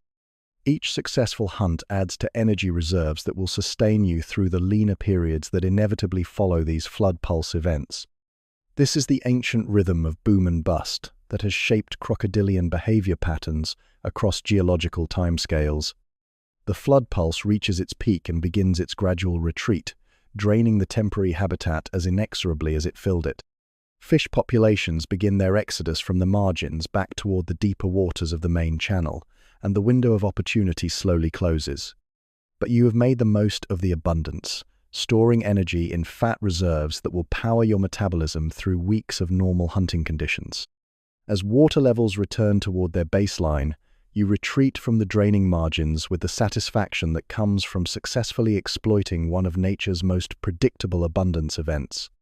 Your body carries the evidence of successful feeding in the form of increased mass and energy reserves that represent biological capital for future investments in growth, healing, and reproductive success. The flood pulse has concluded, but its benefits will sustain you through the cycles that inevitably follow abundance with scarcity. Sun-baked dry spell. The transformation arrives not as a sudden shock, but as the gradual intensification of conditions that have been building for weeks. The seasonal rhythm that governs this ancient river system has entered its most austere phase, where the generous waters of the flood season retreat to expose the skeleton of channels and pools that represent the river's true architecture. The sun, climbing higher each day and lingering longer in the cloudless sky, has begun the patient work of reclaiming moisture from every surface, every pool, every hidden reservoir that the wet season left behind. Your response to these changing conditions operates through biological systems that have been refined across millions of years of similar cycles. Deep in your hypothalamus, monitoring stations track the subtle changes in humidity, temperature, and atmospheric pressure that signal the onset of the dry season's most challenging phase. These environmental sensors trigger cascading physiological adjustments that prepare your body for the resource conservation that successful navigation of drought conditions requires. The riverbank that once offered comfortable basking surfaces has begun to crack and shrink, creating fissures in the clay that speak of moisture being drawn skyward by the relentless solar radiation. These geological wounds in the Earth's surface become wider and deeper with each passing day, transforming the once smooth platforms where you conducted your daily thermoregulation into a landscape of sharp-edged canyons and unstable ledges. Your basking behavior must adapt to these changing conditions, seeking new surfaces that can support your massive bulk while providing the thermal properties necessary for optimal temperature regulation. Your skin, that remarkable interface between your internal physiology and the external environment, begins implementing moisture conservation strategies that operate below the threshold of conscious awareness. Specialized cells in your scales adjust their permeability to reduce water loss, while mucus production increases to create a protective barrier against the desiccating effects of the increasingly arid atmosphere. These are biological technologies that predate any human understanding of conservation engineering, evolved through the patient testing of geological timescales. The decision to excavate a cooling burrow emerges from the same deep wellsprings of instinct that govern all major crocodilian adaptations to environmental stress. Your claws, normally used for gripping prey and maintaining position in flowing water, become earth-moving equipment as you begin the patient work of creating artificial climate control. Each stroke removes pounds of clay and sand, depositing the material in carefully planned locations that will not interfere with access or drainage when the rains eventually return. The excavation process reveals the sophisticated understanding of physics and engineering that evolution has encoded in crocodilian behavior. Your burrow follows principles of thermal dynamics and air circulation that would impress professional architects, creating a microenvironment where temperature and humidity can be maintained within optimal ranges regardless of the brutal conditions developing on the surface. The entrance is positioned to catch prevailing breezes while preventing direct solar radiation from penetrating to the interior chambers. As you work, your breathing patterns adjust to minimize water loss through respiratory evaporation. Each exhalation is carefully controlled to retain maximum moisture while still maintaining adequate gas exchange for the moderate activity that burrow construction requires. Your nasal passages, equipped with specialized tissues that function as biological heat exchangers, cool outgoing air to condense and recapture water vapor that would otherwise be lost to the atmosphere. The burrow's interior design reflects millions of years of refinement in drought survival architecture. The main chamber is large enough to accommodate your full length, while deep enough to remain significantly cooler than surface temperatures. Secondary chambers provide options for different thermal conditions, allowing you to fine-tune your microenvironment as surface conditions continue to evolve throughout the dry season's progression. Your mucous membrane hydration strategies become critical survival technologies as atmospheric humidity drops to levels that would quickly desiccate less well-adapted species. The specialized glands that line your mouth and throat increase their secretion rates, maintaining the moist environment necessary for efficient gas exchange, while creating a reservoir of hydration that can be conserved and recycled through careful physiological management. This is biological water reclamation operating at the cellular level. The psychological aspects of drought survival require adjustments that operate through the same ancient neural pathways that once guided your species through ice ages and global climate shifts. Your perception of time dilates even further, expanding the intervals between decision points to accommodate the slower pace that resource conservation demands. This is not the hair-trigger responsiveness of hunting season, but something more geological, more patient, calibrated to match the timescales on which drought conditions develop and resolve. Your position in the ecosystem shifts subtly as other species begin implementing their own drought survival strategies. Fish populations concentrate in the remaining deep pools, creating hunting opportunities that require minimal energy expenditure while providing substantial caloric returns. But these opportunities must be balanced against the increased energy costs of thermoregulation in the harsh surface conditions, creating optimization problems that your nervous system solves through algorithms refined across evolutionary time. The hardship that drought represents to most species becomes, for you, simply another environmental parameter to be managed through the sophisticated adaptation strategies that have made crocodilians successful across such vast spans of geological time. Your metabolism shifts into conservation mode, reducing non-essential energy expenditures while maintaining the core functions necessary for survival and territorial defense. This is biological austerity implemented with the precision of systems that have been tested through countless similar cycles. Your relationship with the remaining water becomes increasingly precious as pools shrink and temperatures soar. Each submersion provides not just thermoregulation but psychological relief from the stress that even well-adapted organisms experience during extreme environmental conditions. The water's cooling embrace offers temporary respite from the relentless solar radiation that turns the landscape into a natural furnace during the peak heat hours of each day. The patience required for drought survival transcends any human understanding of the concept, extending across weeks and potentially months of conditions that would challenge the survival capabilities of most large vertebrates. But your species has specialized in exactly this kind of endurance, developing the physiological and behavioral tools necessary to outlast environmental extremes that eliminate less well-adapted competitors. This is evolutionary patience, elevated to the level of art.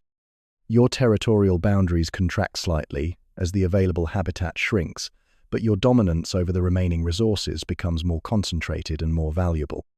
The pools and channels that persist through the dry season become increasingly precious real estate, and your control over these resources provides security that extends beyond mere survival to encompass reproductive success and long-term territorial viability. As the drought deepens, your body achieves an equilibrium between resource conservation and essential function that represents the pinnacle of biological efficiency. Every calorie is allocated according to calculations that maximize survival probability while maintaining the core capabilities necessary for recovery when conditions improve. This is systems engineering implemented through evolution, creating organisms capable of not just surviving, but thriving in environments that test the limits of biological possibility. The dry spell becomes a test of everything that millions of years of evolution have built into crocodilian physiology and behavior. Your burrow provides sanctuary from the worst extremes, your moisture conservation strategies maintain essential hydration, and your metabolic adjustments ensure that energy reserves remain adequate for extended periods of environmental stress. You have become a living demonstration of adaptation's power to overcome seemingly impossible challenges through the patient application of biological engineering refined across geological timescales. In the depths of your cooling burrow, insulated from the worst effects of the surface conditions, you achieve a state of profound biological meditation, where consciousness itself becomes a conservation strategy.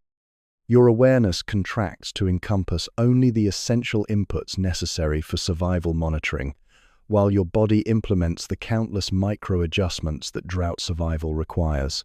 This is existence reduced to its most fundamental elements, where every breath, every heartbeat, every cellular process contributes to the larger project of outlasting conditions that would defeat less perfectly adapted organisms. The dry spell tests but does not break the biological systems that have sustained your lineage through environmental challenges far more severe than any single drought. You endure with the patient confidence of a species that has survived ice ages, mass extinctions, and climate shifts that eliminated countless other evolutionary experiments. The drought will end, as all droughts do, and when it does, you will emerge from your refuge restored and ready to resume the ancient cycles of predation, territorial defense, and reproductive success that define crocodilian existence. Opportunistic feast. The windfall arrives with the inevitability of mathematics applied to the harsh realities of drought survival.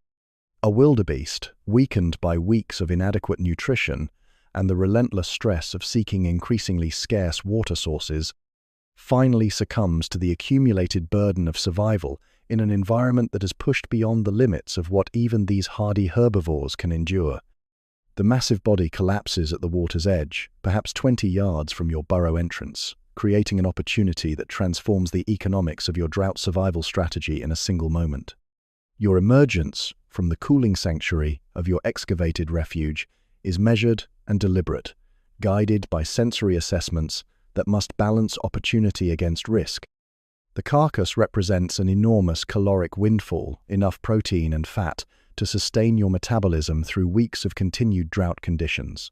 But it also signals the beginning of a complex ecological event that will attract scavengers from across the surrounding landscape.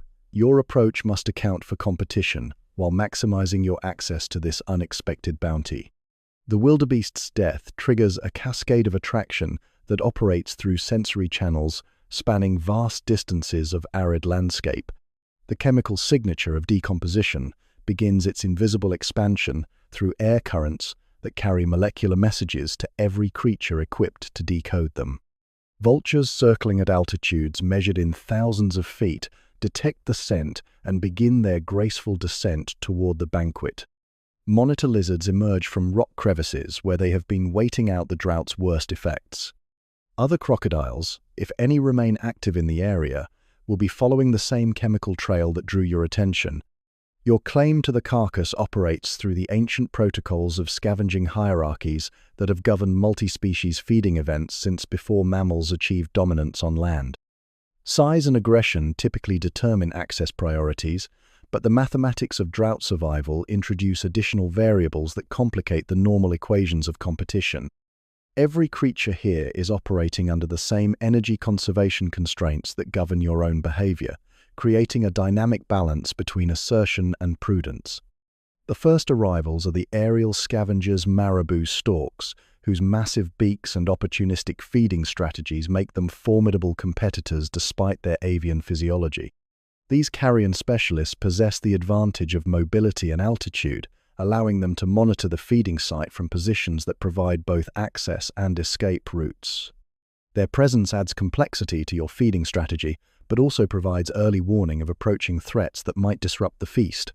Your approach to the carcass follows established crocodilian protocols for dealing with large prey items that cannot be consumed immediately. Your massive jaws lock onto the wildebeest's neck, establishing physical control, while your brain calculates the optimal feeding sequence for an animal of this size. The hide is thick and tough, requiring the application of techniques that utilize your jaw strength and dental architecture to maximum advantage, while minimizing energy expenditure per unit of nutrition extracted. The feeding process reveals the sophisticated anatomical adaptations that make crocodilians such effective processors of large prey items. Your jaw muscles, among the most powerful in the animal kingdom, generate bite forces that can crush bone and tear through hide with mechanical efficiency that would challenge modern industrial equipment. Each tooth in your arsenal serves a specific function, the pointed ones for piercing and gripping, the blunter ones for crushing and cutting, all arranged in patterns that have been optimized across millions of years of predatory evolution. Your feeding technique adapts to the social dynamics of the multi-species scavenging event that develops around the wildebeest carcass. Monitor lizards dart in to claim scraps and small pieces that your feeding activity makes available, while the marabou storks maintain patient positions that allow them to exploit opportunities without directly challenging your primary claim to the resource. This is ecological diplomacy, conducted through behavioral signals that establish hierarchy while minimizing conflict. The tooth replacement cycles that govern crocodilian dental maintenance become particularly relevant during intensive feeding sessions like this one.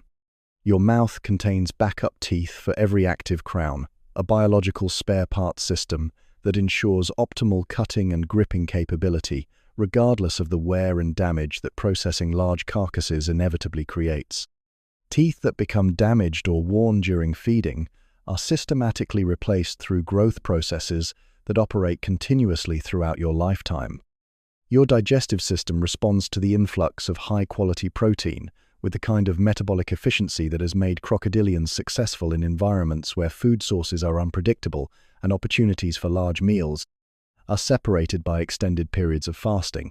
The powerful acids that begin flowing in your stomach represent some of the most corrosive biological chemistry on Earth, capable of dissolving bone and extracting nutrients from tissues that would challenge the digestive capabilities of most other large predators. The feeding session becomes a study in biological resource allocation as your body begins the complex process of converting wildebeest tissue into crocodilian energy reserves. Proteins are broken down into amino acids that will fuel muscle repair and growth. Fats are processed into the energy storage compounds that will sustain you through continued drought conditions, and minerals from bone and tissue are incorporated into your own skeletal structure and armor maintenance systems. Other crocodiles begin appearing as the chemical signatures of the feast spread through the local environment, but the abundance represented by the wildebeest carcass creates opportunities for sharing that might not exist under normal feeding circumstances. The mathematics of energy expenditure versus caloric gain favor tolerance over territorial aggression when resources are sufficient to support multiple participants. Your interactions with these competitors remain wary but not actively hostile. The social dynamics of the multi-species feeding event provide insights into the complex ecological relationships that govern scavenging communities in arid environments. Each species brings different capabilities and limitations to the feast: your bone-crushing jaw strength, the vulture's aerial reconnaissance abilities, the monitor lizard's small space accessibility. These complementary skill sets create feeding efficiencies that benefit all participants while reducing direct competition for specific resources. Your feeding behavior shifts into the systematic efficiency mode that characterizes crocodilian processing of large prey items. Each bite is calculated to maximize nutritional extraction while minimizing energy expenditure, following algorithms that have been refined across geological timescales of similar feeding opportunities. Your brain monitors fullness indicators while simultaneously calculating optimal consumption rates that balance immediate nutritional needs against long-term storage capacity. The wildebeest's substantial mass provides opportunities for extended feeding sessions that can continue across multiple days, allowing you to optimize your consumption timing to match digestive capacity and metabolic processing rates. This is biological feast management conducted through instinctive protocols that ensure maximum benefit from windfalls that may not recur for weeks or months under drought conditions. As the hours pass and your immediate hunger becomes satisfied, your feeding strategy shifts towards securing portions of the carcass for future consumption. Your jaws work to create manageable pieces that can be cached in locations that provide both security and preservation advantages. This is forward-thinking behavior that demonstrates the kind of temporal planning that has contributed to crocodilian success across such vast spans of environmental variation. The feast concludes with your retreat to a shaded location where the serious work of digestion can proceed without interference from continued scavenging activity. Your stomach, now loaded with enough protein to support weeks of normal metabolic activity, begins the energy-intensive process of breaking down complex tissues into the simple compounds that your cells can utilize.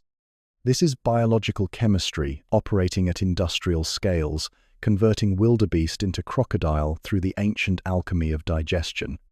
The after effects of the opportunistic feast extend far beyond immediate nutritional benefits, creating energy reserves that will prove crucial for survival through the remainder of the drought season.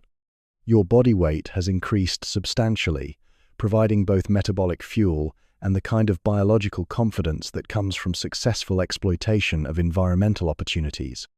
The wildebeest's sacrifice has become your survival advantage, demonstrating once again the harsh mathematics that govern life in ecosystems where resources are scarce and opportunities are unpredictable. Moonlit courtship. The hormonal surge that signals the arrival of breeding season operates through biological systems so ancient they predate the evolution of mammals by hundreds of millions of years. Deep within your endocrine system, temperature-sensitive receptors detect the subtle thermal cues that indicate optimal conditions for reproductive activity. The drought that has dominated recent weeks is breaking, replaced by the gentle warming patterns that trigger cascading hormonal changes throughout your massive body. This is not conscious desire, but something more fundamental, the biological imperative that has driven your species to reproductive success across geological timescales. Your body chemistry transforms with the deliberate precision of a pharmaceutical laboratory shifting into production mode. Testosterone flows through your bloodstream at concentrations that alter everything from behavior patterns to metabolic priorities, while specialized scent glands begin producing the complex pheromone signatures that will announce your reproductive readiness to potential mates across vast distances of river system. These chemical messages carry information about your age, health, territorial status, and genetic fitness encoded in molecular signatures that only your species can decode. The acoustic announcements begin with the deep subsonic booms that emerge from chambers in your throat, designed specifically for long-distance communication. These infrasonic calls operate below the frequency range of human hearing, but travel through water and bone with such efficiency that they can be detected by receptive females miles away. Each vocalization is a biological advertisement that proclaims your presence, your dominance, and your availability to participate in the reproductive ceremonies that ensure species continuation. Your behavior patterns shift into the complex choreography that millions of years of sexual selection have refined into a sophisticated courtship display. The bubbling exhalations that accompany your territorial calls create visible disturbances on the water's surface, acoustic signals that demonstrate lung capacity and therefore overall fitness to potential mates observing from concealed positions. This is performance art with evolutionary consequences, where the quality of your display directly influences your reproductive success. The moonlight that bathes the river in silver luminescence creates optimal conditions for the visual components of crocodilian courtship behavior. Your scales, positioned to catch and reflect the lunar illumination, transform your massive body into a living constellation that announces your presence across the waterscape. This is bioluminescence, achieved through physics rather than chemistry, using evolved architecture to create light displays that speak directly to the visual cortex of potential mates. Your territorial boundaries expand during breeding season as hormonal changes alter the calculations that govern space utilization and resource defense. The increased energy demands of courtship behavior require access to larger hunting grounds, while the psychological effects of elevated testosterone create a more aggressive approach to territorial management. Your tolerance for other males drops to near zero, while your receptivity to female presence increases proportionally. A female's approach registers first through the chemical sensors that detect her pheromone signature in the water column. These molecules carry detailed information about her reproductive status, her genetic fitness, her age and experience, and her receptivity to mating advances. Your nervous system processes this chemical intelligence with the same precision that military analysts apply to strategic intelligence, assessing compatibility and opportunity through biological criteria refined across millions of years of reproductive selection. Her emergence into the moonlit water reveals the physical characteristics that sexual selection has favored in crocodilian females: robust build that indicates successful survival and resource acquisition, the unmarked hide that suggests freedom from serious territorial conflicts, the confident movements that speak of experience and genetic fitness. Your evaluation of her occurs through sensory channels that operate below conscious awareness, processing visual and chemical information through algorithms encoded in your DNA. The initial phases of courtship follow ritualized patterns that prevent potentially dangerous interactions between two massive predators whose normal relationship would be territorial competition rather than reproductive cooperation. Your approach is measured and deliberate, each movement designed to communicate peaceful intentions while demonstrating the physical capabilities that make you an attractive mate. This is diplomacy conducted through body language, where misinterpreted signals could lead to violent confrontation rather than reproductive success. Her response to your displays provides the feedback that guides your courtship strategy through increasingly intimate phases of interaction. The subtle positioning of her body, the frequency and intensity of her vocalizations, the chemical signatures that accompany her movements, all of these signals contribute to a complex communication system that coordinates reproductive behavior between two individuals whose normal social interactions are minimal and often hostile. The water around you becomes a medium for the elaborate swimming displays that constitute the primary courtship activity for aquatic reptiles. Your movements through the liquid environment create pressure waves and current patterns that she reads through her lateral line system, while her responses generate similar hydrodynamic signals that your nervous system interprets as acceptance or rejection of your advances. This is communication through physics, using the properties of water to convey information that determines reproductive success. Your synchronized swimming creates interference patterns on the water's surface that speak of coordination and compatibility between two massive organisms learning to move in harmony rather than competition. The circular patterns you trace around each other generate standing waves that catch and reflect the moonlight, creating visual displays that add aesthetic beauty to the functional communication occurring through movement and positioning. The gentle contact of snouts represents a crucial transition point in crocodilian courtship, where the risk of injury becomes balanced against the need for physical assessment of mate quality. Your jaws, capable of crushing bone and tearing flesh, instead engage in the gentlest possible contact that allows for chemical and tactile evaluation of compatibility. This is perhaps the most delicate behavior that creatures of your size and armament can perform, requiring precise control of systems designed for maximum destructive capability. Her acceptance of this intimate contact signals the progression to more advanced phases of courtship behavior, where physical synchronization becomes increasingly important for successful reproduction. The swimming patterns become more complex, involving three-dimensional movements that test coordination and compatibility while building the behavioral synchrony necessary for successful mating. This is choreography with evolutionary consequences, where precision and timing determine reproductive success. The moonlight that illuminates your courtship activities creates an almost surreal beauty that transcends the functional aspects of reproductive behavior. Two prehistoric giants moving in perfect harmony through silver water, their massive forms creating ripples that carry moonbeams across the river's surface like liquid mercury.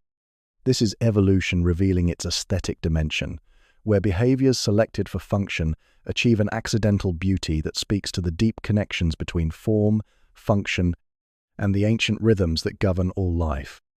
Your courtship continues through the night hours when darkness provides privacy from potential observers and competitors, while moonlight supplies sufficient illumination for the visual components of mate evaluation. The extended duration of these interactions allows for the kind of thorough assessment that ensures reproductive investments are made in partnerships with the highest probability of success. This is biological due diligence conducted through sensory evaluation and behavioral compatibility testing. The water temperature remains optimal for extended activity, warm enough to support the elevated metabolism that courtship behavior requires, while cool enough to prevent overheating during periods of intense physical interaction. Your thermoregulatory systems maintain perfect balance, as hormonal changes create internal heat that must be managed through behavioral and physiological mechanisms operating in coordination with environmental conditions.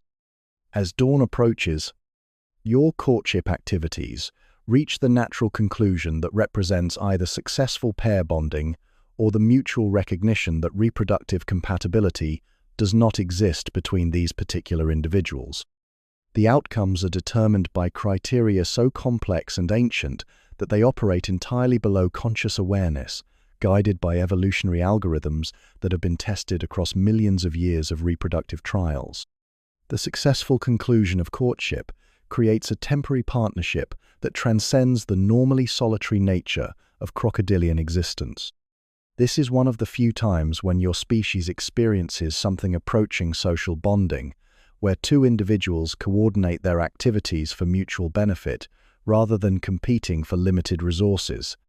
The partnership will be brief but intense, focused entirely on the successful completion of reproductive activities that ensure genetic continuity into future generations. Nesting vigil. The transformation of your mate into a nest-building engineer reveals capabilities that remain dormant throughout the non-reproductive phases of crocodilian existence. Her massive body, evolved for aquatic predation and territorial dominance, becomes a precision construction machine as she begins the ancient work of creating optimal incubation conditions for the next generation. You observe this metamorphosis with the detached interest of a partner whose role in the immediate reproductive process has concluded, but whose investment in the outcome remains absolute. Her selection of nesting sites operates through environmental assessment algorithms that integrate dozens of variables into calculations that will determine the survival probability of your shared genetic investment. The elevated ground she chooses must provide drainage that prevents flooding, while maintaining soil composition that allows for proper gas exchange during the extended incubation period. The vegetation density must offer concealment from aerial predators while permitting sufficient solar penetration to maintain optimal soil temperatures throughout the nesting cycle. The nest construction process reveals the sophisticated understanding of thermal dynamics that evolution has encoded in crocodilian maternal behavior. Each load of vegetation is positioned according to principles of biological engineering that create temperature gradients and humidity levels precisely calibrated for optimal embryonic development. The decomposing plant matter will generate heat through biological processes, while the surrounding soil provides thermal mass that moderates temperature fluctuations that could prove fatal to developing embryos. Your role during the construction phase operates through the complex behavioral protocols that govern male participation in crocodilian reproductive activities. Your presence provides security that allows your mate to focus entirely on the demanding work of nest building without maintaining the constant vigilance that normally governs crocodilian behavior. Your territorial dominance creates a zone of protection that extends beyond your immediate physical presence to encompass the entire nesting area and its approaches. The temperature-dependent sex determination system that governs crocodilian reproduction adds layers of complexity to nest construction that would challenge professional engineers. The precise thermal environment created by your mate's architectural decisions will determine not just the survival rate of your offspring, but their gender distribution as well. Temperatures in the optimal range produce females, while slightly warmer or cooler conditions yield males, creating a biological thermostat that requires precision measured in fractions of degrees. Her egg-laying represents the culmination of months of physiological preparation that began with the hormonal changes triggered by breeding season. Each egg carries half of your genetic material combined with half of hers, creating unique individuals that represent novel combinations of traits selected over millions of years of evolutionary pressure. The calcium carbonate shells that protect these genetic packages are constructed from mineral reserves stored in her bones, representing a substantial metabolic investment in reproductive success. The completed nest becomes a masterpiece of biological architecture, where every element serves multiple functions in the complex system that will nurture embryonic development over the coming weeks. The layered vegetation creates thermal zones that maintain different temperature ranges for eggs positioned at various depths, while the overall structure provides physical protection from predators and environmental disturbances that could disrupt the delicate process of embryogenesis. Your guard duty begins with the systematic establishment of security protocols that will govern your behavior throughout the extended incubation period. Your territorial boundaries contract to focus defensive efforts on the immediate area surrounding the nest, while your vigilance increases to levels that would be unsustainable under normal circumstances but become necessary when protecting reproductive investment. This is biological security consulting conducted through instincts refined across geological timescales. The monitor lizards, that pose the most immediate threat to your nesting efforts, operate through opportunistic feeding strategies that specialize in exploiting unguarded crocodilian nests. These agile predators possess the speed and maneuverability to raid nests during brief moments of parental inattention, making constant vigilance essential for reproductive success. Your low growls and threatening postures serve as psychological deterrents that often prove more effective than direct physical confrontation.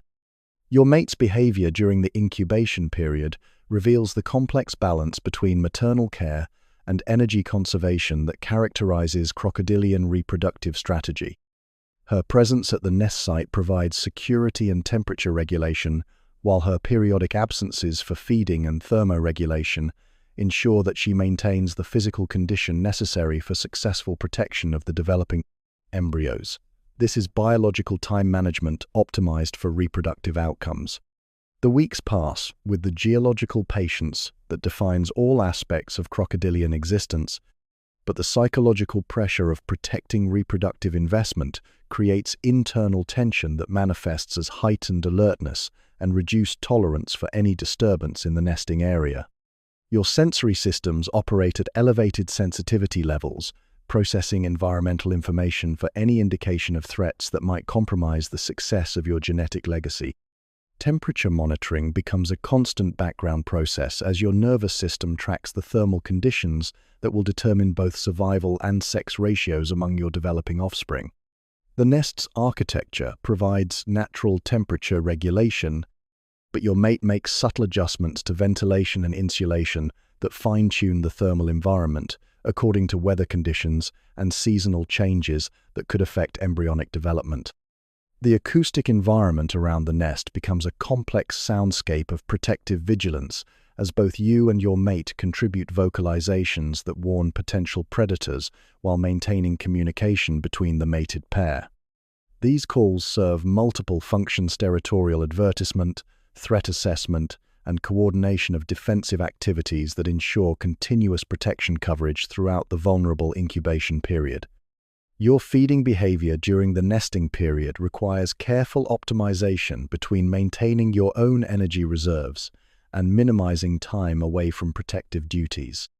Hunting expeditions must be brief and efficient, focusing on high-calorie prey that provides maximum nutritional return for minimum time investment.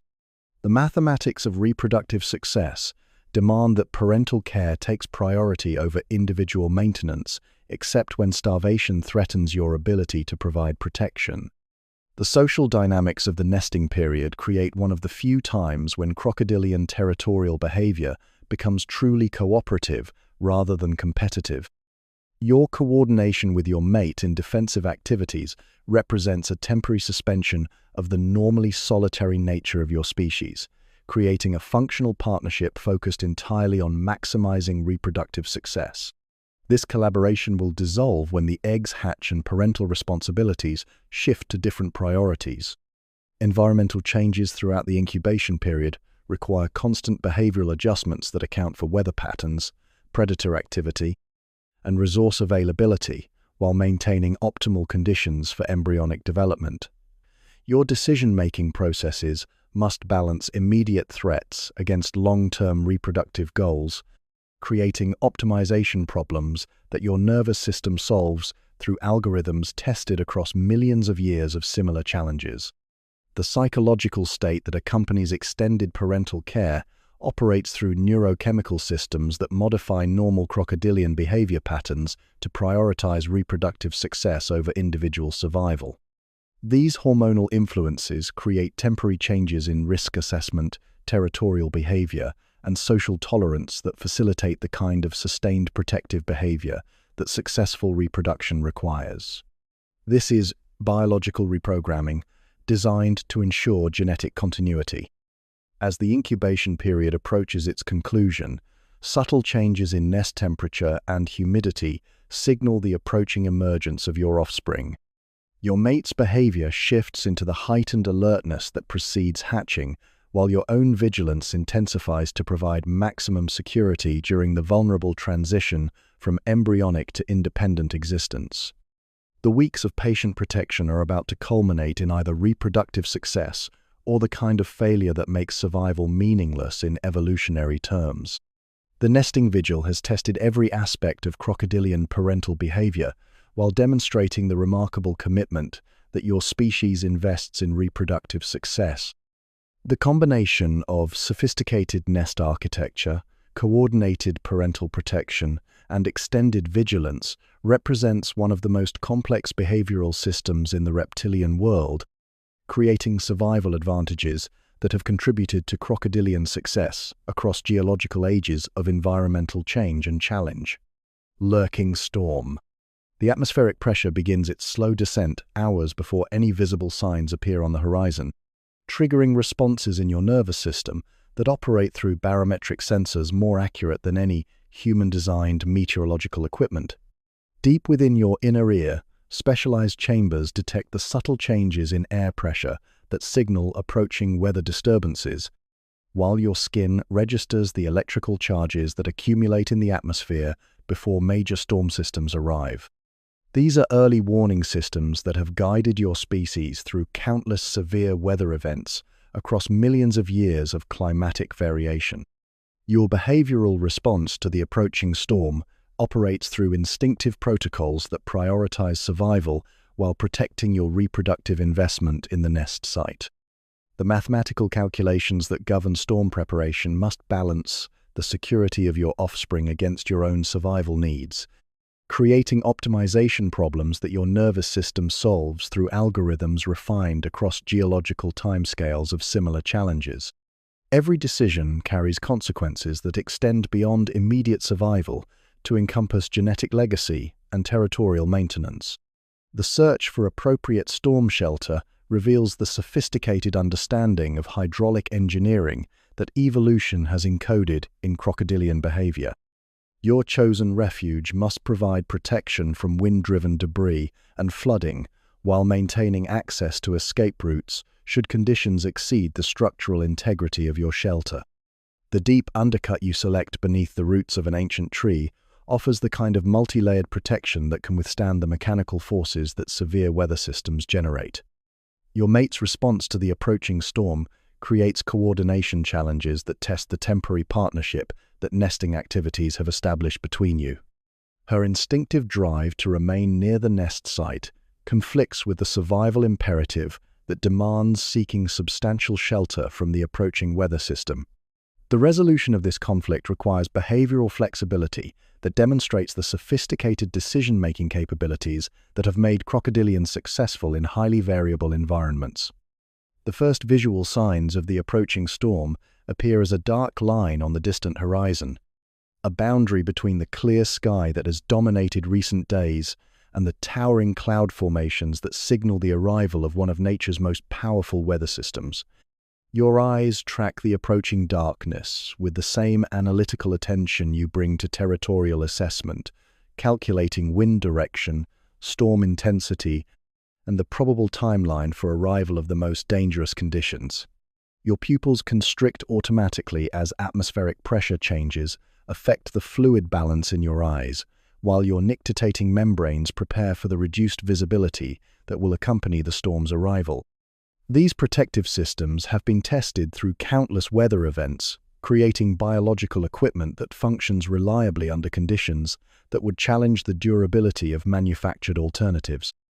Your vision remains sharp even as the approaching storm begins to alter light conditions across the landscape. The wind arrives first, carrying with it the scent signatures of vegetation from hundreds of miles away and the electrical tang that accompanies major atmospheric disturbances.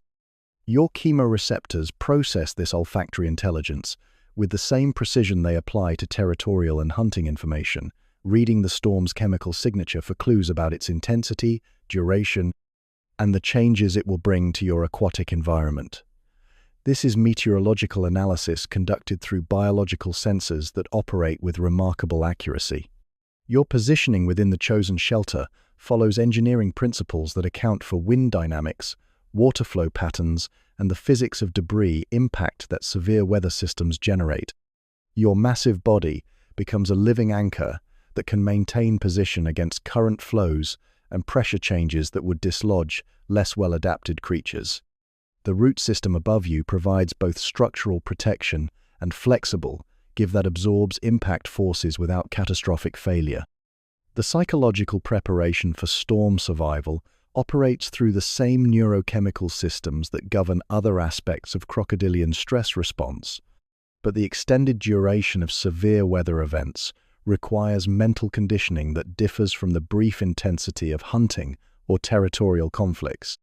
Your consciousness settles into the patient endurance mode that has carried your species through ice ages and mass extinctions, preparing for extended periods of environmental challenge that test survival capabilities to their limits. The first raindrops arrive with a kind of impact that signals the extraordinary water volumes that severe storm systems carry in their cloud formations. Each drop that strikes your armored hide registers through sensory networks that monitor environmental conditions continuously, providing real-time feedback about precipitation intensity and the approaching arrival of the storm's most dangerous phases. This is biological weather monitoring that operates with the precision of automated meteorological stations.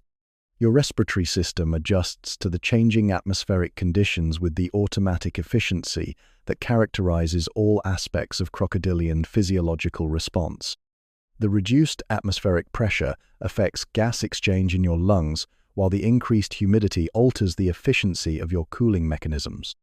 These changes are managed through regulatory systems that maintain optimal blood chemistry regardless of external weather conditions, demonstrating the remarkable physiological flexibility that has made crocodilians successful across such diverse environmental conditions. The wind builds from gentle breeze to sustained force, creating pressure waves that you feel through your entire body, as the atmosphere itself becomes a medium for transmitting the mechanical energy that severe weather systems generate. Your lateral line system reads these atmospheric pressure waves with the same sensitivity it applies to underwater navigation, providing three-dimensional awareness of wind patterns and the approaching arrival of the storm's most intense phases. Lightning begins its electrical display across the darkening sky, each flash revealing the towering cloud formations that stretch from the Earth's surface to altitudes where the atmosphere becomes too thin to support the kind of vertical development that creates these meteorological giants. Your eyes register each lightning stroke while your nervous system processes the electromagnetic signatures that accompany these massive electrical discharges, adding another layer to the sensory information that guides your storm survival strategy. The sound of approaching rain creates an acoustic environment that drowns out the normal auditory landscape of river life, replacing the familiar sounds of your territory with the white noise generated by water falling at rates measured in inches per hour. Your hearing adapts to these altered conditions, while maintaining vigilance for any sounds that might indicate threats or opportunities that the storm creates through its disruption of normal ecological patterns. Your body temperature regulation becomes more challenging as the storm's arrival creates rapid changes in air temperature and humidity levels that stress your thermoregulatory systems. The massive thermal mass of your body provides stability against these fluctuations, while your behavioral positioning within the shelter optimizes microenvironmental conditions for maintaining optimal physiological function throughout the storm's duration. The water level begins its rise as precipitation accumulates faster than the landscape can absorb or channel the incoming flood of atmospheric moisture. Your chosen shelter accounts for this predictable flooding through positioning that remains above anticipated high water marks while maintaining structural integrity against the erosive forces that flowing water generates.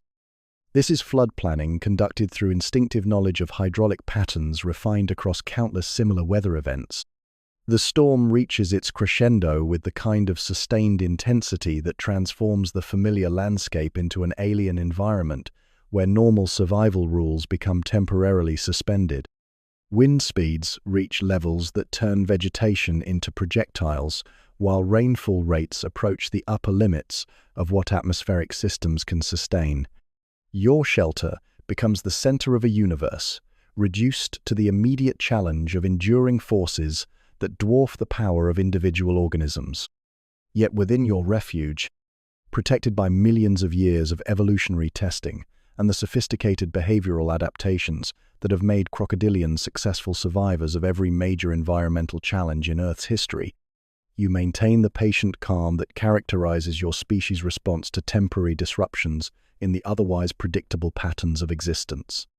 The storm will pass, as all storms do, and when it does, you will emerge into a transformed landscape that offers new challenges and opportunities for the ancient business of survival and territorial dominance. Monsoon turbulence. The storm reaches a level of intensity that transcends the normal parameters of severe weather, transforming from meteorological event into geological force, as winds achieve velocities that can uproot century-old trees and precipitation rates that overwhelm the landscape's capacity for absorption and drainage. Your shelter, carefully selected for protection against normal storm conditions, becomes the center of a violence that tests the structural limits of both natural architecture and biological endurance. This is weather as catastrophe, where survival depends on adaptations refined through exposure to the most extreme conditions that planetary climate systems can generate. The root system that provides your overhead protection groans and flexes under wind loads that would destroy human engineering, but these biological structures have evolved to bend rather than break under forces that rigid construction cannot withstand. Each gust creates mechanical stress that travels through wood and earth to reach your sheltered position as vibrations that your body reads like seismic information. The tree above you becomes a living barometer that translates atmospheric violence into tactile data your nervous system can process and respond to. Water levels rise with the inexorable certainty of mathematical overflow as precipitation volumes exceed every absorption threshold the landscape possesses. The gentle stream that normally flows past your territory transforms into a raging torrent that carries debris loads measured in tons per minute in entire trees, massive boulders, and the accumulated detritus of upstream destruction flowing past your position with the kinetic energy of artillery projectiles. Your shelter must now protect against impact forces that could crush inadequately protected organisms. Your respiratory challenges multiply as the atmosphere becomes saturated with moisture levels that approach the theoretical maximum for gas-phase water vapor. Each breath requires conscious effort to extract oxygen from air that has become more liquid than gas, testing the efficiency of lung systems that have been optimized for aquatic existence but must now function in atmospheric conditions that blur the boundary between air and water. Your blood oxygen levels require careful monitoring as your circulatory system adapts to these extraordinary demands. The decision to abandon your original shelter emerges from the same survival calculations that have guided crocodilian behavior through countless natural disasters, but the options available during the storm's peak intensity create choice limitations that would be impossible under normal conditions. Your movement through the turbulent environment requires navigation skills that integrate current awareness, debris avoidance, and structural assessment under visibility conditions reduced to mere feet by the intensity of precipitation and wind-driven spray. Your entry into the main current represents a calculated risk that balances the dangers of remaining in compromised shelter against the hazards of traveling through water that has become a high-velocity debris field. Your body position becomes critical for survival as you orient yourself to minimize impact exposure while maintaining enough control to avoid catastrophic collision with the massive objects that flow past with the inevitability of ballistic missiles launched by atmospheric artillery. The physics of moving through turbulent water during extreme weather events reveal the remarkable hydrodynamic capabilities that have made crocodilians successful in every aquatic environment on Earth. Your streamlined profile reduces drag forces that could otherwise overwhelm your propulsion capabilities, while your lateral stability prevents the kind of uncontrolled rolling that would expose vulnerable areas to impact damage. This is emergency navigation conducted through systems that operate reliably under conditions that would defeat less well-adapted organisms. Navigation during the storm requires sensory integration that transcends normal operational parameters as your standard environmental cues become overwhelmed by the chaos of extreme weather conditions. Your lateral line system struggles to extract useful information from water that carries pressure signatures of such complexity that normal pattern recognition becomes impossible. Instead, you rely on gravitational orientation and the kind of inertial navigation that operates through your inner ear's detection of angular momentum and acceleration vectors. The underwater landscape has been transformed beyond recognition as familiar landmarks disappear beneath floodwaters while new obstacles appear with each shift in current direction. Trees that normally provided shelter and hunting blinds now become navigation hazards that must be avoided or circumvented through route planning that accounts for their movement, as current forces slowly drag their massive bulk downstream. Your mental map of territorial boundaries becomes temporarily irrelevant as the storm redraws geographical relationships. Current dynamics during peak flood conditions create hydraulic phenomena that challenge even your sophisticated swimming capabilities. Standing waves form where fast-moving water encounters obstacles, creating turbulence patterns that can trap or disorient less experienced swimmers. Your response to these hydraulic features demonstrates the kind of water-reading skills that have been refined through millions of years of aquatic predation in environments ranging from calm pools to raging rapids. Your encounter with other displaced wildlife reveals the democratic nature of natural disasters, where normal predator-prey relationships become temporarily suspended by the shared imperative of survival.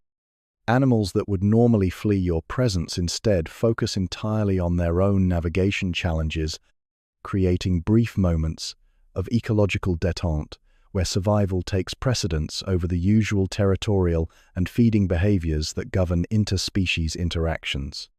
The debris field that flows past your position includes objects whose origins speak of the storm's inland reach and the comprehensive nature of its destructive capacity. Vegetation from ecosystems hundreds of miles upstream mingles with soil erosion products that represent the accumulated weathering of geological formations across the entire watershed. This floating museum of upstream destruction provides real-time information about the storm's impact on regions far beyond your immediate territory. Your energy management during extended emergency navigation requires metabolic strategies that balance the high caloric demands of swimming in turbulent conditions against the need to maintain reserves for whatever challenges the storm's aftermath might present. Your muscle systems shift into endurance mode, optimizing efficiency for sustained effort rather than the explosive power that characterizes normal hunting activities. This is biological crisis management that operates through protocols tested across geological timescales. The psychological demands of surviving extreme weather events test mental resilience systems that normally operate under much more predictable environmental conditions. Your consciousness contracts to focus entirely on immediate navigation challenges while background monitoring systems continue tracking longer-term survival parameters like core temperature, oxygen levels, and structural integrity assessments of your chosen path through the chaos. The gradual moderation of storm intensity provides the first reliable indication that the peak danger period is passing, but the transition from catastrophic to merely severe weather conditions requires continued vigilance, as floodwaters carry accumulated debris loads that remain dangerous even as wind speeds begin to decline. Your assessment of safe shelter options must account for the unstable nature of a landscape that has been fundamentally altered by hours of extreme hydrological stress. Your selection of temporary refuge as the storm winds down demonstrates the kind of adaptive flexibility that has made crocodilians successful survivors of every major climatic event in Earth's history. The shallow bay you choose offers protection from continued debris flow while providing thermal advantages that will prove crucial for recovery from the extended energy expenditure that emergency navigation has required. This is shelter selection under extreme conditions, where normal criteria must be adapted to account for extraordinary circumstances. The aftermath assessment begins even before the storm completely passes, as your sensory systems start cataloging the changes that the weather event has created in your territorial landscape. Familiar landmarks have disappeared, new channels have been carved by floodwaters, and the entire ecosystem structure has been reset through the kind of comprehensive disturbance that creates both challenges and opportunities for the organisms that survive to exploit the transformed environment. As the wind finally begins its decline from catastrophic to merely dangerous, you settle into your temporary shelter with the profound satisfaction that comes from successfully navigating one of nature's most severe survival tests. Your body bears the accumulated stress of hours spent in conditions that would have defeated less well-adapted organisms, but your basic systems remain intact and your survival capabilities uncompromised. The storm has tested but not broken the biological engineering that has sustained your lineage through geological ages of environmental challenge and change. Brackish expanse. The urge to migrate emerges not as conscious decision, but as irresistible biological imperative, triggered by chemical signals that your ancient nervous system recognizes with the same certainty that guides seasonal behaviors across the entire animal kingdom. The fresh water that has sustained you through recent months now carries salinity traces that speak of distant connections to oceanic systems, creating taste gradients that activate navigation instincts dormant since your last estuarine journey. Your body responds to these chemical cues with physiological adjustments that prepare your systems for the transition from freshwater to the brackish environments that represent some of the most productive ecosystems on Earth. Your specialized salt glands, those remarkable organs that function as biological desalination equipment, begin increasing their activity in preparation for the higher saline concentrations that estuarine exploration will demand. These paired structures, located near your eyes and connected to your circulatory system through networks of specialized blood vessels, represent evolutionary engineering that allows crocodilians to exploit aquatic environments that would prove toxic to less well-adapted species. The excess salt that would poison your cellular chemistry is extracted and expelled through your tears, creating a biological recycling system of remarkable efficiency. Your osmoregulatory systems undergo subtle recalibration as your kidneys adjust their filtration protocols to account for the changing mineral content that brackish water environments present. These organs, already among the most efficient water recycling systems in the vertebrate world, shift into the enhanced conservation mode that allows extended residence in high salinity environments without the dehydration that would affect creatures lacking specialized adaptation for marine existence. Your blood chemistry maintains perfect balance regardless of external salinity levels. The journey toward brackish water follows current patterns that have guided your species between freshwater and marine environments for millions of years, creating migration routes that operate like underwater highways, connecting distinct ecological zones. Your movement downstream requires navigation skills that integrate current reading, chemical gradient detection, and the kind of long-distance orientation that depends on sensory capabilities operating beyond normal territorial awareness. This is oceanic navigation conducted through biological systems more sophisticated than any human technology. The changing water chemistry creates taste experiences that map the chemical geography of your journey, each mile marked by shifting mineral signatures that your chemoreceptors read like text, describing the geological history of the landscapes you pass. Dissolved compounds from upstream watersheds mingle with tidal influences that carry chemical messages from oceanic systems hundreds of miles away, creating a molecular narrative that guides your navigation with precision that would impress professional navigators. Your encounter with the first mangrove systems reveals ecosystem complexity that transcends the relatively simple food webs of pure freshwater environments.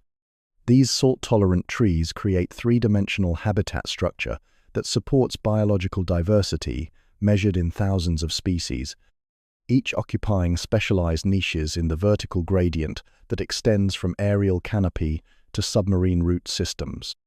Your position in this ecological hierarchy shifts as you become one predator among many in an environment where competition and cooperation create survival challenges unknown in your freshwater territory. The tidal rhythms that govern estuarine environments introduce temporal variables that require behavioral adaptations beyond the seasonal cycles that dominate freshwater existence. Your hunting strategies must account for water level changes that occur twice daily, creating opportunities and challenges that follow astronomical rather than meteorological schedules. The gravitational influence of the Moon becomes a practical consideration that affects everything from prey availability to territorial boundaries in an ecosystem where the very definition of habitat changes with each tidal cycle. Your respiratory system experiences the enhanced oxygen availability that characterizes many brackish environments, where the mixing of fresh and salt water creates chemical conditions that support higher concentrations of dissolved gases. Your blood chemistry adjusts to utilize this atmospheric abundance, while your activity levels increase in response to the metabolic advantages that improved oxygenation provides. This is biological supercharging that operates through environmental chemistry. The new prey species that populate brackish environments present hunting challenges that require tactical adaptations to your normal predatory strategies. Marine fish exhibit schooling behaviors and escape responses that differ fundamentally from their freshwater relatives, while crustaceans and other brackish specialists possess defensive capabilities that have been honed through exposure to a broader range of predatory pressures. Your learning curve must accommodate these new behavioral patterns while optimizing energy expenditure for unfamiliar prey types.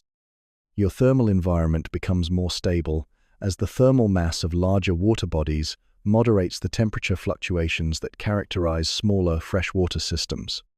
This thermal stability reduces the energy demands of thermoregulation while extending the daily activity periods that hunting and territorial behaviors require.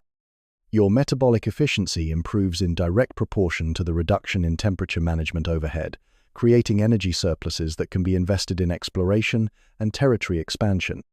The acoustic environment of brackish ecosystems adds layers of complexity to your sensory landscape as tidal movements, wave action, and the vocalizations of marine species create soundscapes that differ dramatically from the familiar audio signatures of freshwater habitats.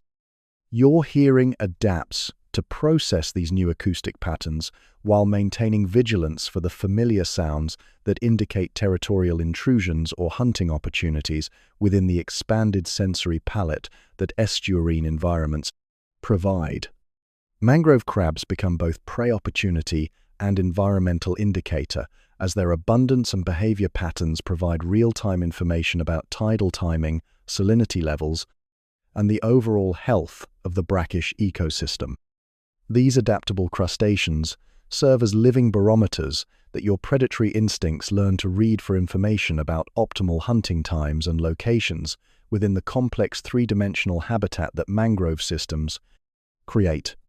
Tiger prawns, those substantial crustaceans that represent high-value prey in brackish environments, require hunting techniques that account for their remarkable speed and the three-dimensional escape routes that underwater vegetation provides. Your predatory strategies adapt to incorporate ambush tactics that utilize root structure, concealment, while accounting for the water clarity changes that tidal flows create through their mixing of sediment-laden fresh water with clearer marine influences. The herons that patrol these waters from aerial positions add competitive pressure that requires territorial calculations beyond those necessary in purely freshwater environments. These fishing specialists possess mobility advantages that your aquatic specialization cannot match, but their success depends on water, clarity, and prey concentration that your own activities can influence through strategic positioning and hunting timing. This is interspecies competition conducted through ecological chess moves. Your digestive system adapts to process the higher protein content and different fatty acid profiles that marine prey species provide, optimizing nutrient extraction from food sources that offer enhanced nutritional density compared to freshwater alternatives.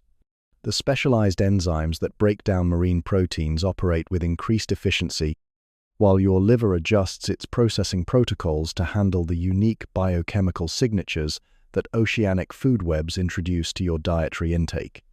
The psychological effects of expanded territory and increased resource diversity create a sense of abundance that contrasts sharply with the resource conservation mindset that freshwater scarcity often requires.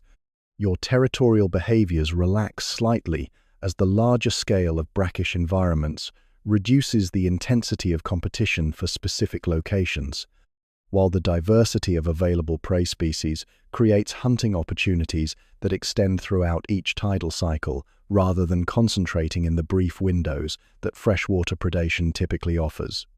As you settle into the rhythms of brackish existence, your body achieves a new equilibrium that optimizes every biological system for the unique challenges and opportunities that estuarine environments present. Your salt glands operate at peak efficiency, your osmoregulation maintains perfect balance, and your expanded territory provides resources and experiences that enrich your existence beyond the possibilities available in purely freshwater habitats. This is adaptation in real time, demonstrating the remarkable physiological flexibility that has made crocodilians successful in every aquatic environment on Earth. Estuarine crossing. The transition from brackish exploration to open estuarine crossing represents one of the most challenging phases of crocodilian existence, where the protective familiarity of enclosed waterways gives way to expanses that test every survival skill your species has developed across millions of years of aquatic evolution. The decision to attempt this crossing emerges from the same migratory instincts that guide sea turtles across ocean basins and salmon through their spawning journeys, but your predatory nature adds layers of complexity that herbivorous or smaller-bodied migrants never encounter. Your assessment of crossing conditions integrates environmental variables that operate on multiple temporal scales, from the immediate tactical considerations of current tide and wind conditions to the longer strategic planning required for multi-day journeys through territory that offers neither familiar shelter nor established territorial boundaries. Bull sharks patrol these deeper waters with the kind of territorial aggression that matches your own freshwater dominance, while human boat traffic creates mechanical hazards that require constant vigilance and evasion strategies. The timing of your crossing attempt depends on lunar phases that govern tidal strength and timing, creating windows of opportunity when current assistance can reduce the energy expenditure that long-distance swimming requires. Your biological calendar, attuned to celestial mechanics through internal rhythms refined across geological timescales, identifies the optimal moment when astronomical forces align to provide maximum hydrodynamic advantage for the crossing you contemplate. Your departure from the relative security of mangrove shallows marks the beginning of a journey that will test your endurance, navigation skills, and predator avoidance capabilities in an environment where your normal advantages become neutralized by the scale and openness of estuarine waters. Your massive size, which provides overwhelming dominance in enclosed freshwater systems, becomes a liability in open water, where energy efficiency and stealth matter more than raw power and territorial intimidation. Bull sharks present the most immediate threat to your crossing attempt, as these apex marine predators possess the speed, aggression, and territorial instincts necessary to challenge even a fully grown crocodile in open water conditions. Your encounter with the first bull shark requires tactical decision-making that balances the energy costs of aggressive defense against the risks of appearing vulnerable to additional challenges from other sharks that may be monitoring the interaction from positions beyond your sensory range. The standoff that develops reveals the complex dynamics that govern interactions between apex predators operating outside their optimal environments. Your jaw strength and armor provide defensive advantages that the shark cannot match, while its speed and maneuverability in open water create offensive capabilities that your body design cannot equal. The resolution depends on each participant's assessment of energy expenditure versus potential reward, creating negotiations conducted through body language and positioning rather than direct conflict. Your navigation through the estuarine crossing relies on sensory capabilities that must function reliably in an environment where normal territorial landmarks become meaningless and current patterns shift with tidal cycles that can either assist or oppose your progress toward distant shores. Your internal compass, calibrated to magnetic field variations and celestial positioning, provides the foundational orientation that guides your trajectory across waters where visual navigation becomes impossible during overcast conditions or extended night travel. The encounter with human boat traffic introduces mechanical hazards that require evasion strategies for which millions of years of evolution have provided no preparation. The hull scrape that occurs when you misjudge the timing needed to avoid a fishing vessel creates minor injury but demonstrates the vulnerability that modern industrial activity creates for even the most well-adapted natural predators. Your quick submergence and course correction prevent more serious damage while adding urgency to your crossing timeline. Your entanglement in discarded fishing net represents a more serious challenge that tests your problem-solving capabilities under conditions where panic could prove fatal. The synthetic fibers that wrap around your limbs resist the kind of physical solutions that natural obstacles would permit, requiring patient manipulation and strategic positioning to work free from restraints that tighten with each struggle. Your escape demonstrates the behavioral flexibility that has made crocodilians successful in rapidly changing environments. The psychological stress of extended open water travel operates through neurochemical pathways that have been calibrated for the territorial security and environmental familiarity that characterize normal crocodilian existence. Your stress hormone levels increase in response to the sustained vigilance that unknown territory requires, while your energy management systems shift into conservation mode to extend endurance for the duration of crossing that may require days rather than hours to complete successfully. Your reward for successfully navigating the crossing hazards comes in the form of access to roosting pelican colonies, whose abundance represents caloric opportunities unavailable in your normal freshwater hunting grounds. The disturbance your approach creates among these seabirds triggers mass flight responses that provide brief hunting windows where aerial prey becomes accessible to aquatic predation through precise timing and positioning strategy. Your stealth approach to the rich fish shoals that feed in estuarine shallows requires tactical adaptations that account for the enhanced visibility that clear marine water provides compared to the murky freshwater environments where your normal ambush strategies evolved. Your camouflage techniques must compensate for reduced concealment, while your patience extends to accommodate the longer approach times that more cautious marine prey species require. The successful capture of marine fish species provides nutritional rewards that justify the energy investment and risk exposure that estuarine crossing represents.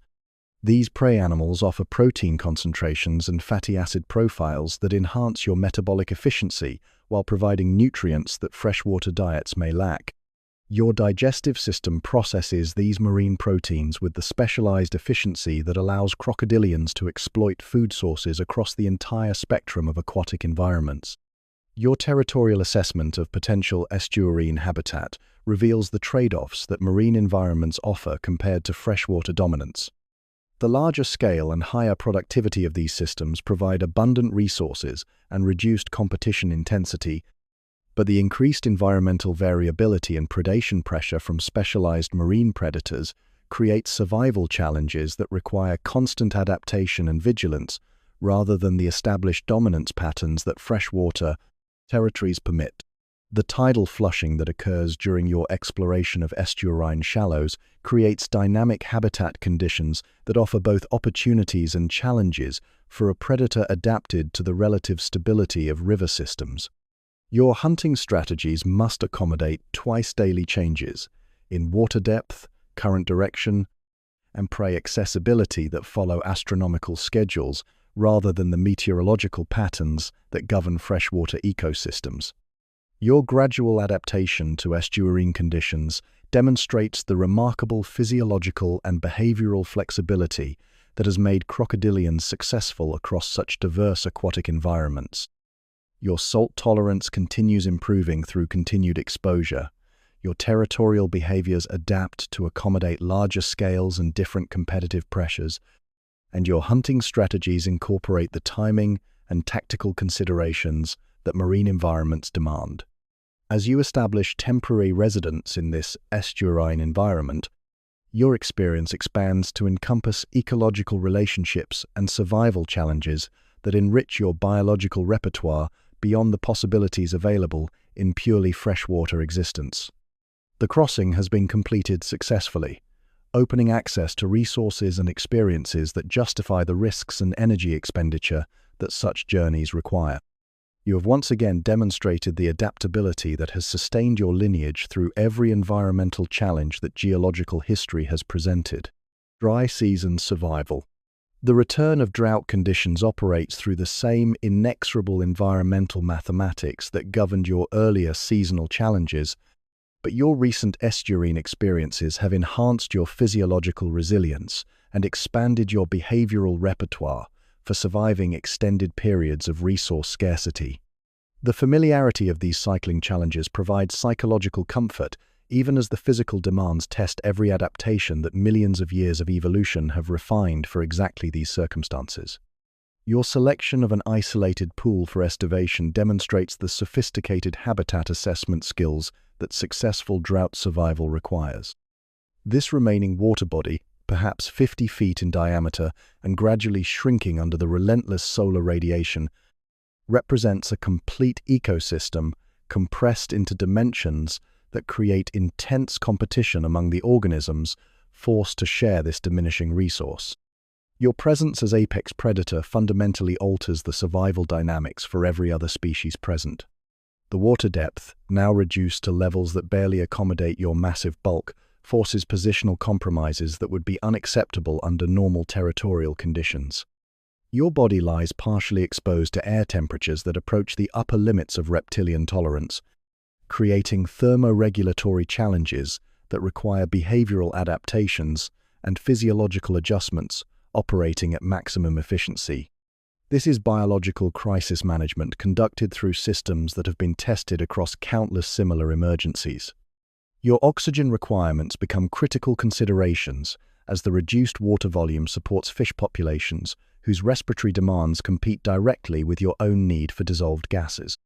The water chemistry shifts toward anaerobic conditions as decomposing vegetation consumes available oxygen faster than surface exchange can replenish it. Your respiratory efficiency must optimize every breath, while your activity levels drop to the minimum necessary for survival monitoring. Estivation tactics that served your ancestors through ice ages and mass extinctions now guide your physiological response to conditions that challenge the basic requirements for vertebrate survival.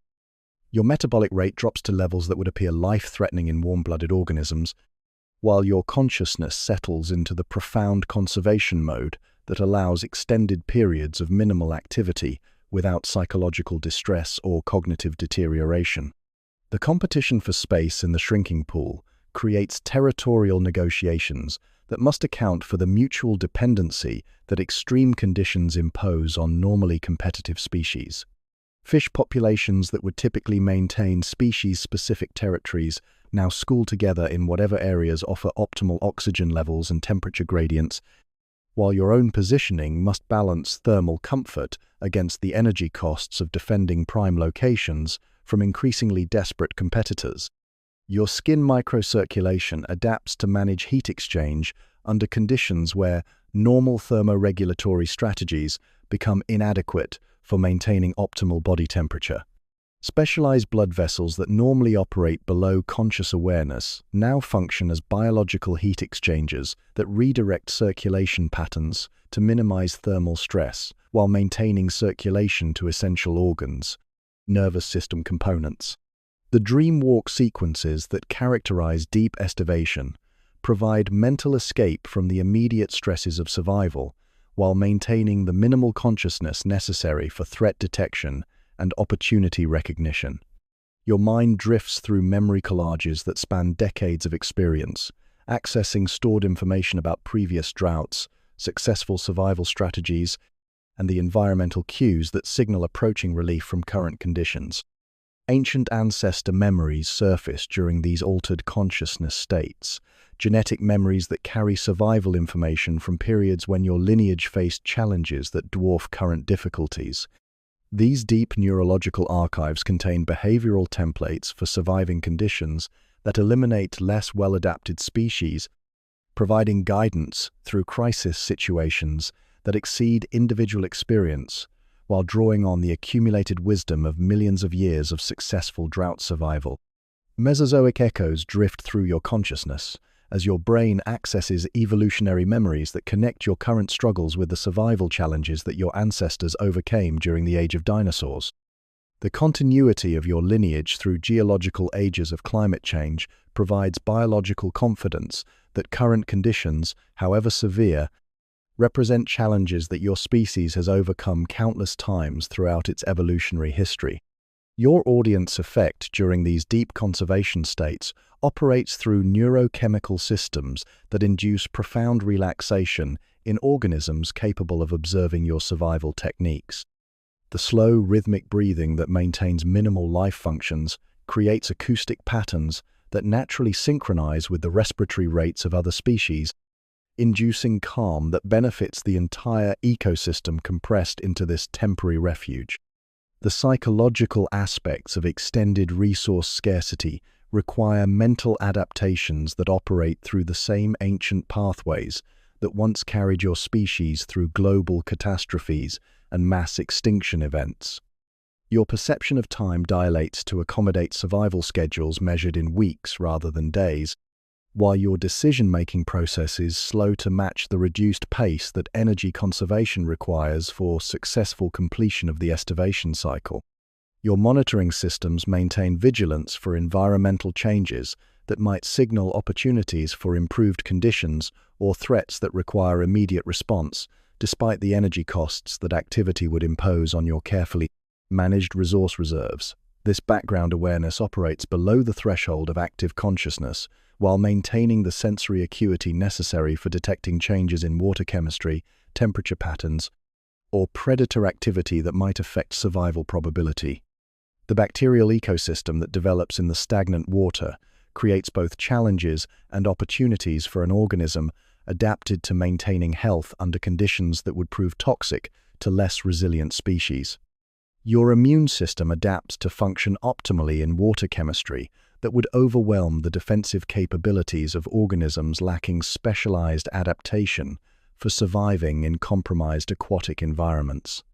The invertebrate populations that persist in the shrinking pool provide occasional feeding opportunities that must be carefully evaluated against the energy costs of hunting activity. Your predatory calculations must account for the caloric content of available prey versus the metabolic expense of capture and digestion, creating optimization problems that your nervous system solves through algorithms refined across countless similar resource scarcity events. Your territorial boundaries contract to encompass only the essential space necessary for survival functions while abandoning the luxury of defensive perimeters that normal resource abundance would permit. This spatial compression requires behavioral adjustments that accommodate proximity tolerance levels far beyond normal crocodilian comfort zones, while maintaining the minimal territorial integrity necessary for psychological stability.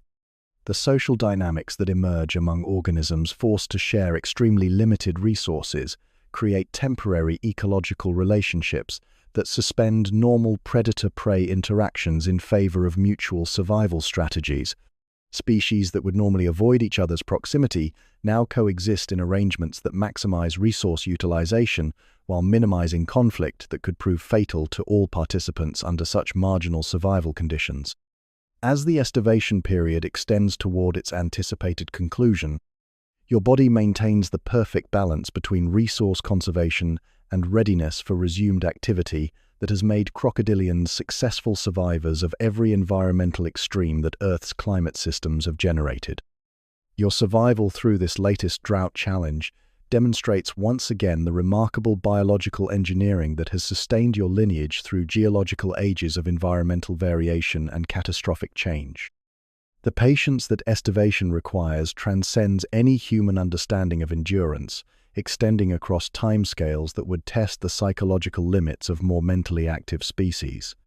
Your capacity for existing in the spaces between normal life activities represents one of the most remarkable survival adaptations in the vertebrate world, allowing successful completion of environmental challenges that eliminate less well-adapted organisms through the simple expedient of outlasting conditions that others cannot survive. Apex reflection. The accumulated wisdom of decades flows through your consciousness, like sediment settling in still water, each memory finding its proper place in the vast archive of experience that constitutes crocodilian understanding of existence. Your scars have become a living map of survival, each mark telling a story of territorial conflicts won, hunts survived, environmental challenges overcome through the patient application of biological engineering refined across millions of years of evolutionary testing. This is embodied history, where your hide serves as both armor and autobiography. Your position at the apex of the river's predatory hierarchy represents more than mere dominance. It embodies the successful culmination of evolutionary processes that have been operating since before continents reached their current positions. Every adaptation in your body, every instinct in your nervous system, every behavioral pattern that governs your daily existence has been tested through geological timescales against environmental challenges that eliminated countless other evolutionary experiments. You are not just a predator, but a living demonstration of nature's capacity for creating biological perfection. The mathematical precision with which you have managed territorial boundaries, hunting strategies, and resource allocation demonstrates the kind of behavioral optimization that emerges from millions of years of selection, pressure, favoring organisms, capable of making correct decisions under conditions where error means death or reproductive failure. Your survival represents proof that biological systems can achieve computational accuracy that rivals any human-designed algorithm while operating through processes that remain fundamentally intuitive rather than analytical. Your role in ecosystem balance extends far beyond the obvious effects of predation on prey populations to encompass the subtle regulatory functions that apex predators provide in complex ecological networks. Your hunting success removes sick and weak individuals from herbivore populations, improving overall genetic fitness while preventing disease transmission that could devastate entire species. Your territorial behavior regulates the distribution of smaller predators, creating habitat partitioning that maximizes biodiversity while minimizing destructive competition. The philosophical implications of your existence touch on questions that have puzzled human thinkers for millennia, but which your species answers through the simple expedient of successful survival across geological timescales. The relationship between individual survival and species continuation, the balance between competition and cooperation, the optimization of resource utilization in environments where waste means death.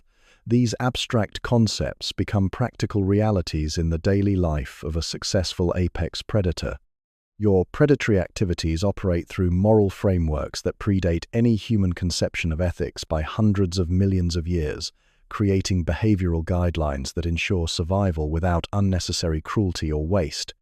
Your killing is precise, efficient, and purposeful rather than random or sadistic, demonstrating that successful predation requires respect for the life being taken, even as the biological imperative demands its transformation into energy for your own continued existence. The cycles within cycles that govern your existence provide perspective on temporal scales that dwarf human experience, while connecting your individual life to rhythms that operate across geological ages. Your daily thermoregulation mirrors seasonal migrations, which reflect annual breeding cycles that participate in decade-long population dynamics that contribute to century-scale ecosystem evolution occurring within million-year evolutionary adaptations that span the geological history of life on Earth. Your memory spans environmental changes that provide living documentation of climate patterns, water level fluctuations, and species population dynamics across timescales that exceed any human historical record. Your nervous system contains observational data about ecosystem function that represents irreplaceable information about environmental baselines and natural variation patterns that human science is only beginning to understand and appreciate. The territory you defend encompasses not just physical space but temporal continuity that connects past achievements with future possibilities through the ongoing project of successful survival and reproduction. Each successful hunt, each territorial conflict resolved in your favor, each breeding season completed successfully adds to the biological momentum that carries your genetic lineage forward through time toward whatever environmental challenges future geological ages might present. Your stealth capabilities represent the perfection of concealment technologies that operate through principles of physics and biology rather than mechanical engineering, creating invisibility through patient stillness rather than technological camouflage. Your ability to become indistinguishable from your environment demonstrates mastery of environmental integration that approaches the metaphysical, where the boundary between organism and habitat dissolves into unity of purpose and function.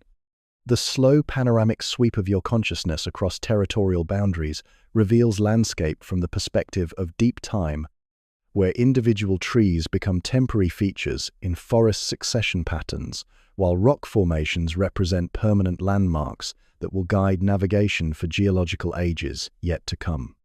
Your spatial awareness operates through scales that encompass both the microscopic precision required for successful predation and the continental perspectives necessary for understanding migration patterns and habitat connectivity.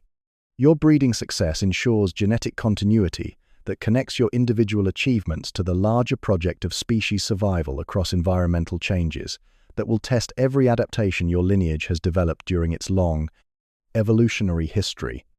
The offspring that carry combinations of your genes forward into future generations represent biological investments in challenges not yet encountered, but which your genetic legacy will face with tools inherited from millions of years of successful survival.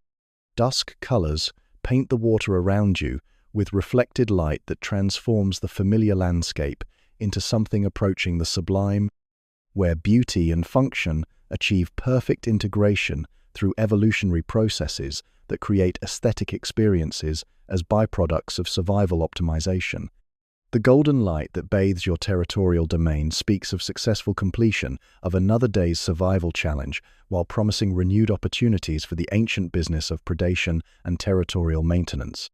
Your breathing synchronizes with the gentle rhythm of water lapping against the riverbank, creating biological harmony between your life processes and the environmental patterns that have sustained your existence throughout decades of successful adaptation to changing conditions.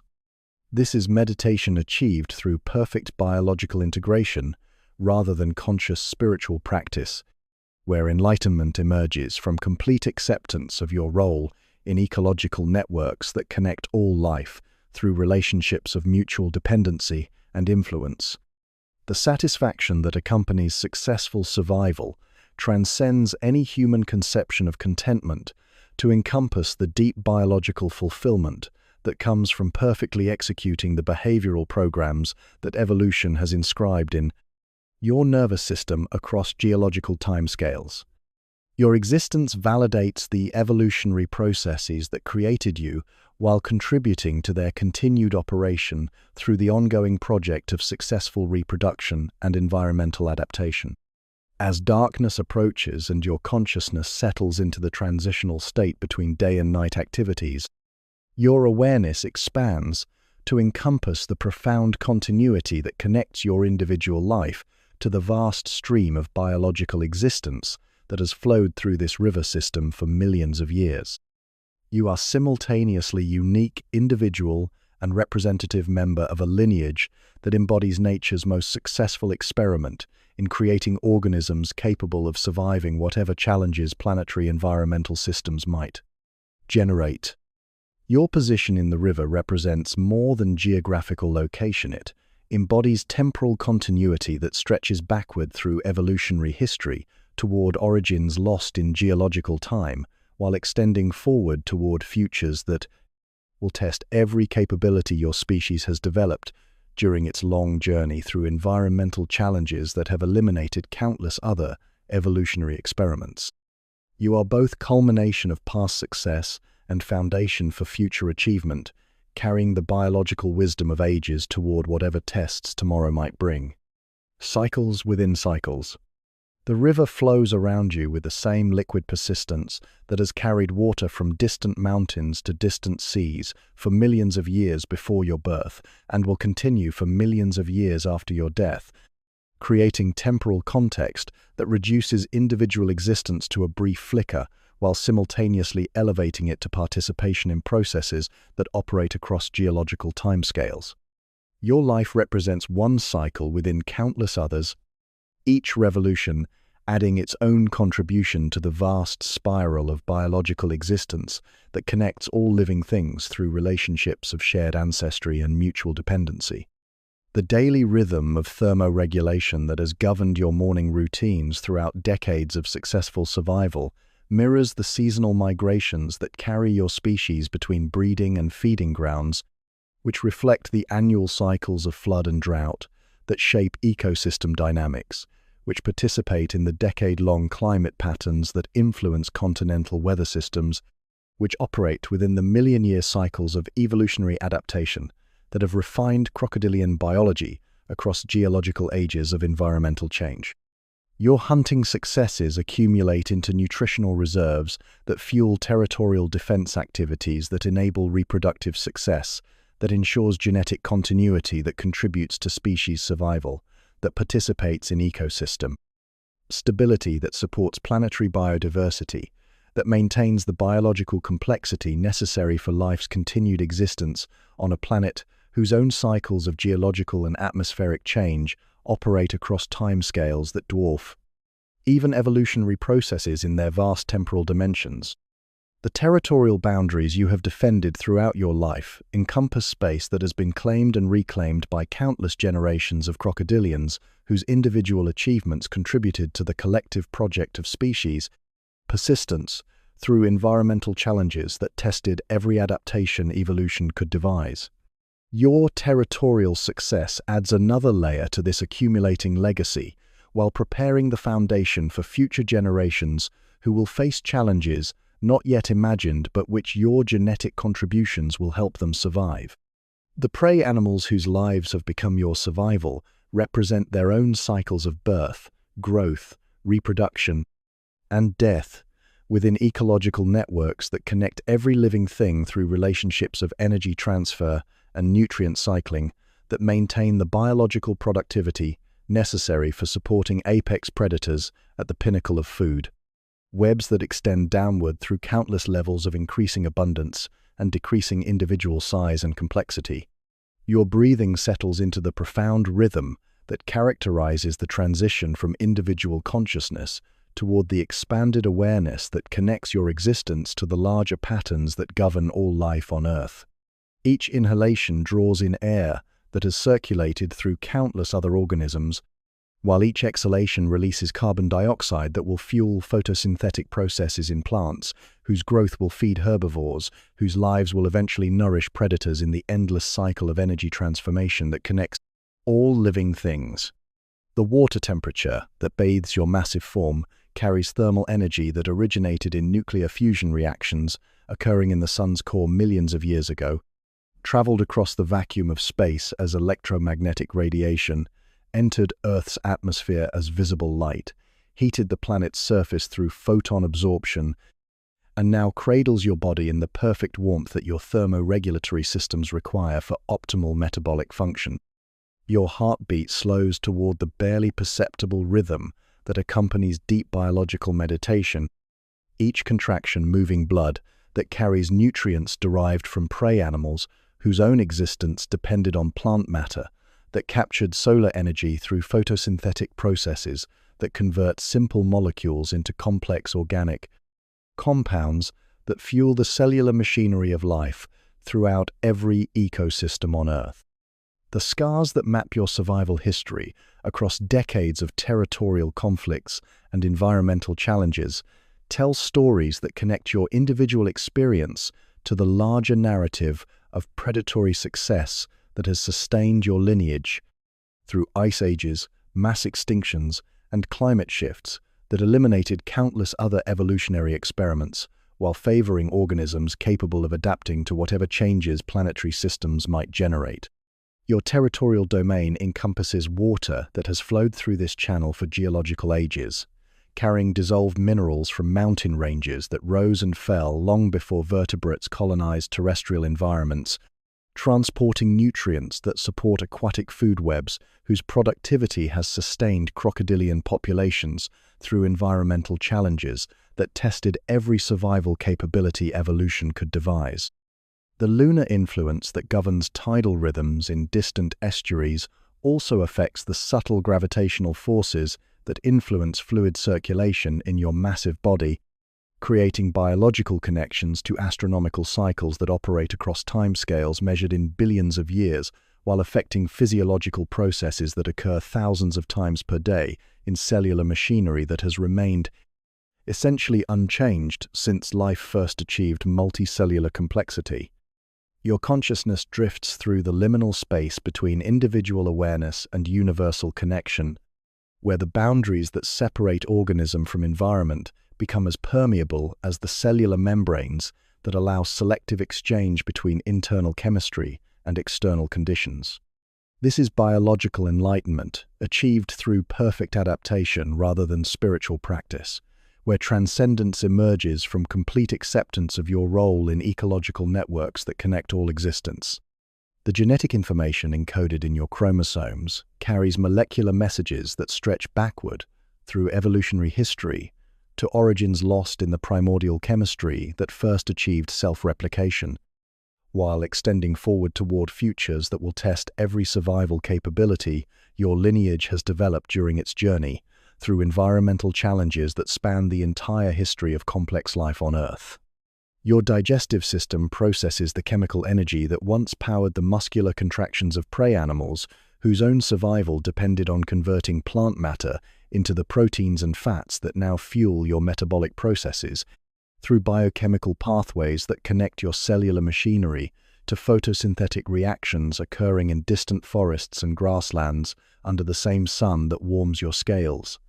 The river's flow carries your existence forward through time toward whatever environmental challenges future geological ages might present, while simultaneously connecting you to the vast stream of biological continuity that has flowed through this aquatic system for millions of years, carrying genetic information and ecological relationships across temporal scales that encompass the entire evolutionary history of complex life. The final tranquil float begins as consciousness releases its grip on individual identity and merges with the larger patterns that govern existence at every scale from molecular to planetary, where your heartbeat synchronizes with tidal rhythms, your breathing matches the circulation of atmospheric gases, and your awareness expands to encompass the profound unity that underlies the apparent diversity of life on Earth. Gentle water currents rock your massive form with the cosmic rhythm that connects planetary rotation to lunar cycles, to solar radiation to galactic motion, through space-time dimensions that operate across scales, so vast they reduce individual existence to quantum fluctuations in fields of energy and information that somehow achieve the remarkable complexity and beauty that characterizes biological existence on this particular planet during this brief moment in cosmic history. Your heartbeats fade into the larger pulse that connects all living things through relationships of shared chemistry and mutual dependency, while your breathing dissolves into the atmospheric circulation that maintains the delicate balance of gases necessary for complex life, and your consciousness merges with the universal awareness that flows through every ecosystem, connecting every organism to every other through networks of energy and information that span the entire biosphere. Under stars and water, in darkness and silence, you drift beyond the boundaries of individual existence toward unity with the eternal rhythms that govern all life, carrying with you the accumulated wisdom of millions of years of successful survival, while releasing that knowledge back into the universal stream of biological information that will guide future evolution toward whatever adaptations the continuing challenges of existence might require.